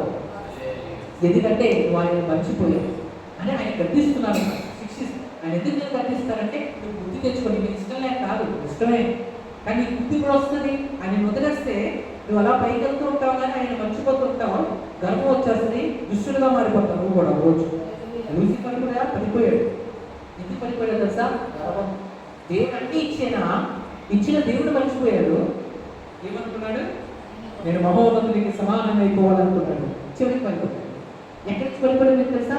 ఆ మహిమలో నుంచి పడిపోయాడు. పరలోకంలో చోటు లేదని పడిపోయాడు. అంటే మన దేవుడు ఎప్పుడైతే మర్చిపోతామో మన పాత స్థితికి మనం వెళ్ళిపోతాం. మన పైకి వచ్చినా పైకి స్థితికి వెళ్ళిపోతాం. అందుకే దేవుడు ఏమని చెప్తున్నారు చూడండి, ఆ వచ్చి మనం ముగించాక ప్రభు గారు అలా చెప్తున్నారు చూసారా లాస్ట్ మాటలు. యెహోవాకు నేనే ఘనమైన, ఏంటంటే ఘనమైన చెట్టు అంటే ఘనమైన మనుషులని అర్థం. ఆ చెట్టు కాదు, దాని అర్థం ఏంటి? మనిషి కోసం మాట్లాడుతున్నారు. ఒక చెట్టు ఘనమైనది అంటే మనిషిలో కూడా గనులు ఉంటారు, అంటే ఎదిగిన వారు, గొప్పలైన వారు. వాళ్ళలో కూడా ఏమైందంట? దేవుడు నీచమైన చెట్టున్నాడు. ఓకే, నీచమైన చెట్టును ఘనమైనది కాదు చేయవాడు నేనే. అంటే నీచమైన చెట్టు, అది పనికిరాని చెట్టు. కానీ దేవుడు దాన్ని ఏం చేయగలరంట? ఒకవేళ నీచమైన చెట్టు అయినా అది దేవుడిని భయపడి కలుగుతుంది అనుకో, దేవుడిని ప్రేమించింది అనుకో, ఆ నీచమైన చెట్టు నీచమైన మనిషి అంటే మనుషుల్లో కూడా పేదలు అవ్వచ్చు, కానీ దేవుడిని ప్రేమించడం అనుకోండి, కొన్ని సంవత్సరాలు మీరు చూడండి, వాళ్ళు బ్రతుకు దేవుడు పైకి తీసుకొస్తారు, అలాగే గొప్పలు అయిపోతారు. నేను ఒకప్పుడు అలాగే గొప్పడు కదా, నా స్థితి దగ్గర అయిపోయిందని నువ్వు బాధపడవలసి వస్తుంది. ఎందుకు? నువ్వు దేవుని మర్చావు, ఆ దేవుని జ్ఞాపకం చేసుకున్నావు. అంటే దీన్ని బట్టి ఏంటి అర్థం అంటే, దేవుని జ్ఞాపకం చేసుకోకపోతే ప్రమాదం ఉంది. అంటే మన పాత స్థితి మళ్ళీ మనకు వచ్చేస్తుంది. మనం ఎక్కడి నుంచి పడిపోయాం, కింద నుంచి వేసి వచ్చాం, అక్కడికి వెళ్ళిపోవాల్సి వస్తుంది. ఎందుకు? అందుకే దేవుడు ఎప్పుడు మనం ఏం చేయకూడదండి, మనం ఆయన పట్టుకుని ఉంటే ఇంకా పైకి వెళ్తాం కానీ కిందకి రావు. హల్లెలూయా, హల్లెలూయా. ఆయన చేతులు ఎప్పుడు పట్టుకుంటూనే ఉంటారు. ఒక పసిపిల్లోడు, ఒక పసివాడు, ఒక 2 సంవత్సరాలు ఉన్నాయి, తండ్రి మెట్లు ఎక్కుతున్నాడు. తండ్రి మెట్లు ఎక్కుతున్నప్పుడు ఆ పసివాడు ఎవరి చేతులు పట్టుకున్నాడు? తండ్రి అన్నాడు, నా చేతులు పట్టుకుని నేను ఎక్కిస్తాను. తండ్రి ఎక్కుతూ వాడికి ఒక్కొక్క మెట్టు ఎక్కిస్తున్నాడు. వాడు ఒక 5 మెట్లు ఎక్కిన తర్వాత కుమారుడు అనుకున్నాడంట, ఈ 5 మెట్లు నేనే ఎక్కాను కదా అనుకుని తండ్రి ఎక్కించాలన్న మాట మర్చిపోయి తండ్రి చేతిని విడిచిపెట్టాడు. నీతో నాకు ఇంకా లేదు, ఎందుకంటే ఈ 5 మెట్లు ఎక్కి మళ్ళీ 10 మెట్లు ఎక్కలేనా, నీతో నాకి పని అనుకున్నారు. ఏమని పట్టుకొని తండ్రి ప్రజలా అంటే తండ్రి చేతులు వదిలేశాడు. ఎప్పుడు తండ్రి చేతులు వదిలాడు? 5 మెట్లు కింద చేరాడు. ఎక్కడికి వచ్చేసాడు తెలుసా? నేల మీదకి వచ్చేసాడు. అయ్యో ఎందుకు పడిపోయాడు? అప్పుడు కొరకు బుద్ధి వచ్చింది. ఏమని? అయ్యో 5 మెట్లు ఎక్కాను వాస్తవమే, ఎవరి వల్ల ఎక్కాను? తండ్రి వల్ల ఎక్కాను. ప్రజలా తండ్రిలో ఉంది మాట. ఆయన వదిలేశాను కాబట్టి నేను ఇప్పుడు ఒక మెట్టు ఎక్కడంలో కష్టమైపోతుంది. మళ్ళీ ఆ తండ్రియే అవసరం పడింది. మళ్ళీ కింద నుంచి అరుస్తున్నాడు, ఎవరైనా నుంచి, అయ్యో తండ్రి నాకు సహాయం చేయము. అలాగే తప్పిపోయిన కుమారుడు కూడా అలాగే జరిగింది. తప్పిపోయిన కుమారుడు అనుకున్నాడు, అంత బాగుంది, తండ్రి నీ ఆస్తిలో నాకు నా వాటా నాకు ఇచ్చే అనుకున్నాడు. తండ్రి లేకుండా బాగుపడదాం అనుకున్నాడు, కానీ లాస్ట్కి ఏమైపోయిందో మీకు తెలుసా? పంతులు తిన్న పొట్టుతో తన కడుపును నింపుకోవాల్సి వచ్చింది. అప్పుడు అనుకున్నాడు, అమ్మో నాకు గతికి వచ్చింది, 3 పూట్ల అన్నం బాగా తినేవాడిని, ఈరోజు పంతులు తిన్న పొట్టుతో నా కడుపును నింపుకుంటున్నాను. ఎందుకు? తండ్రి చేతిని విడిచిపెట్టాను. అప్పుడు అనుకున్నాడట, నా తండ్రి ఇంట్లో 10 వారికి ఆహారం సమృద్ధిగా కలుగుతున్నది, నాకేది పొట్టు తినే పరిస్థితి, ఇప్పుడు నా తండ్రి ఎందుకు వెళ్ళి నేను అంటానేమని నీ పని వాళ్ళలో ఒకటిగా నన్ను పెట్టుకోవడము. దీన్ని బట్టి మనకి ఏమర్థమైంది దేవుని దేవుడు పెట్టారా? మన దేవుడు ఎవరై ఉన్నారు? శక్తిమంతుడు. అప్పుడు ఆ కుమారుడు తండ్రి ఎందుకు పరిగెత్తుకుని వెళ్ళాడు? అది తండ్రి కనికరం కలిగిన వాడు కాబట్టి మళ్ళీ అతన్ని చేర్చుకున్నాను. మన యేసుక్రీస్తు వారు కూడా అంతే. ప్రభు అంటున్నారు, ఈరోజు నువ్వు తప్పిపోయావా, అయితే రా తెలుసా. అంటే మన దేవుడికి దూరం అయిపోవడం దేవుడికి ఇష్టం లేదు. దేవుడికి మనం ఏమవ్వాలండి? దగ్గర అవ్వాలి. మనకి దేవుడు దీవిస్తారు, కానీ దీవించిన తర్వాత మన ఆయన మర్చిపోతే మరి మన కింద స్థితికి వెళ్ళిపోతాం. హల్లెలూయా. కింద స్థితిలో ఉన్నా మనం దేవుడిని ప్రేమిస్తే మనం పైకి వెళ్తాం. పైకి తీసుకొచ్చిన తర్వాత కూడా మనం దేవుడిని ప్రేమిస్తుంటే ఇంకా పైకి వెళ్తాం, ఇంకా ప్రేమిస్తే ఇంకా పైకి వెళ్తాం. అంటే మనకి ఎప్పుడు కూడా మన మీరంతా కూడా దేవుళ్ళలోనే ఉంది. అందుకే దేవుడికి వస్తున్న సమయం దేవుడికి ఇవ్వకూడదు, దేవుడికి ఇవ్వాలి, దేవుడికి వలసిన దేవుడికి ఇవ్వాలి, దేవుడికి వలసిన తనం దేవుడికి ఇవ్వాలి, దేవుడికి వలసిన ప్రేమ దేవుడికి ఇవ్వాలి, ప్రార్థన వాడకూడదు, మందిరాలు వాడకూడదు. ఎందుకంటే అది ఎఫెక్ట్ పడుతుంది మన బ్రతుకు మీద. తెలుసా? ఎప్పుడైతే మనం దేవుడికి దూరం అయిపోతామో మనం అనుకుంటాం బాగానే ఉన్నామని, కొంతకాలంలో మనం చూస్తే వెనకాల వెళ్ళిపోతాం. మన జీవితము పాడైపోవడం మనం చూస్తాం. ఈ వాక్యం చూస్తే లాస్ట్ మాట, పచ్చని చెట్టు ఎండిపోయినట్లుగాను ఎండిన చెట్టు వికసించినట్లుగాను చెయ్యవలన నీవు భూమి యందు సకలమైన చెట్లకు తెలియబడును. యెహోవాకు నేనే ఈ మాట సెలవిచ్చితిని, నేనే దాన్ని నెరవేర్చుదును. ఎవరు చెప్తున్నారు ఈ మాటలన్నీ? యెహోవాకు నేనే ఈ మాట సెలవిచ్చితిని, నేనే దాన్ని నెరవేర్చుదును. ప్రజలా వాక్యము ఉన్నట్లు బోధించాను. ప్రజలా వాక్యం ఎప్పుడు దీవెన మాటలే ఉంటాయా?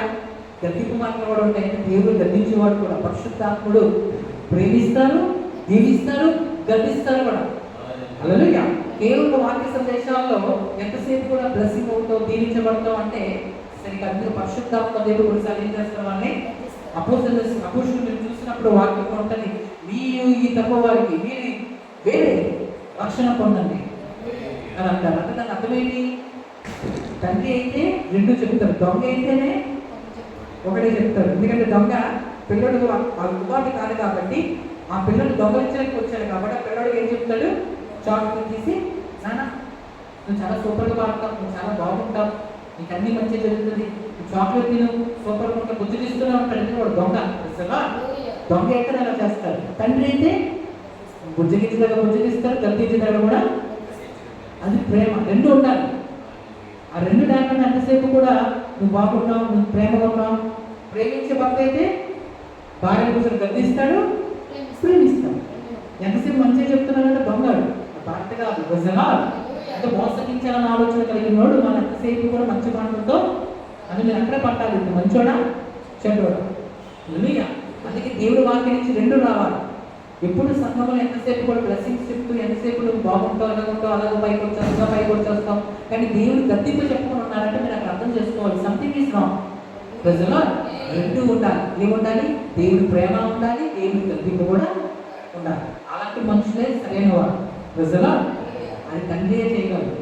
బయట దొంగ అనుకోదాం, పిల్లలు దొంగతనం చేసుకుని ఎత్తుకొని పోవడానికి కిడ్నాప్ చేయడానికి వచ్చిన వాడు పిల్లల్ని తిట్టడు. అసలు చాలా ప్రేమగా మాట్లాడతారు.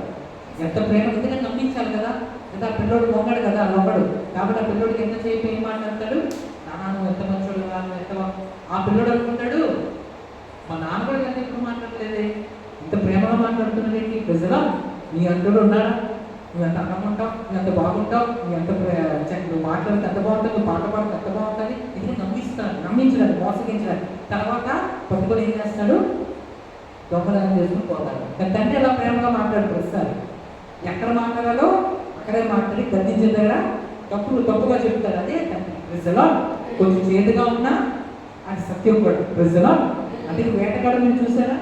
వేటగాడు పక్షులను పట్టే ముందు కొన్ని విత్తనాలు వేస్తాడు, గింజలు వేస్తాడు. ఎందుకు గింజలు వేస్తున్నాడు? వాటి మీద ప్రేమ కాదు, ఎత్తుకొని పోవడానికి. దాంట్లో మనం పోసుకొని తింటాం. ప్రజలో అందుకే మనం గుర్తుపెట్టుకోవాలి, మంచోని అనగా మనం పసిగట్టాల్సి తెలుసా? వాడు తప్పు చెప్తారు, ప్రేమకు ప్రేమ 2 ఉండాలి. అలాగే పూర్తిగా చెడు ఉండకూడదు, అలాగే చుట్టూ మంచి కూడా ఉండాలి. దీవులుగా ఉంటాయి, గద్దింపులకి 2 ఉండాలి. హల్లెలూయా. అది ఎవరు చేస్తారంటే కన్న తండ్రియే చేయగలరు. ప్రేమ ఉన్నవారు 2 కలిగి ఉంటారు. ప్రజలా అందుకే మన సత్యాన్ని అర్థం చేసుకోవాలి. ఎందుకంటే మనం ఎలా అర్థం చేసుకుంటామో దాని మీద మన జీవితము ఆధారపడు. ఎంతసేపు కూడా బాగా మనం ప్రేమిస్తున్నాడు కదా, బాగా మనతో మాట్లాడుతున్నాడు కదా మనం అనుకుంటూ మోసపోతాం. నిజమా? ఎలా ప్రేమిస్తున్నాడు, ఎంతసేపు ప్రేమించినోడు ఎంతసేపు నీ బ్లెస్సింగ్సే చెప్తూ తీగానే, అంటే ఎంతసేపు స్వీట్గా పంచుతున్నాడా, కారం కూడా కట్టున్నాడా? కారం కూడా కట్టాలి, చేదు కూడా కట్టాలి. అదలియా ఎప్పుడు స్వీట్ అయితే షుగర్ ఎక్కువైపోతుంది. అదలియా స్వీట్తో పాటు ఏం తినాలి, కొంచెం చేదు కూడా మనకుండా. రెండు కలిసి ఉన్నప్పుడే అది సత్యం అవుతుంది, అది రైట్ అవుతుంది. సత్యంలో చేదు ఉంటుంది, కొన్ని తీపి కూడా ఉంటుంది. తెలుసా? అది యేసుక్రీస్తు వాడు చేస్తారు. దేవుడు ఏం చేస్తారంటే రెండు పెడతారు. మనకి మంచి చేసినప్పుడు దీవిస్తారు, ఆశీర్వదిస్తారు, మీరు చేస్తారు. తప్పు చేసినప్పుడు తప్పు అని కూడా.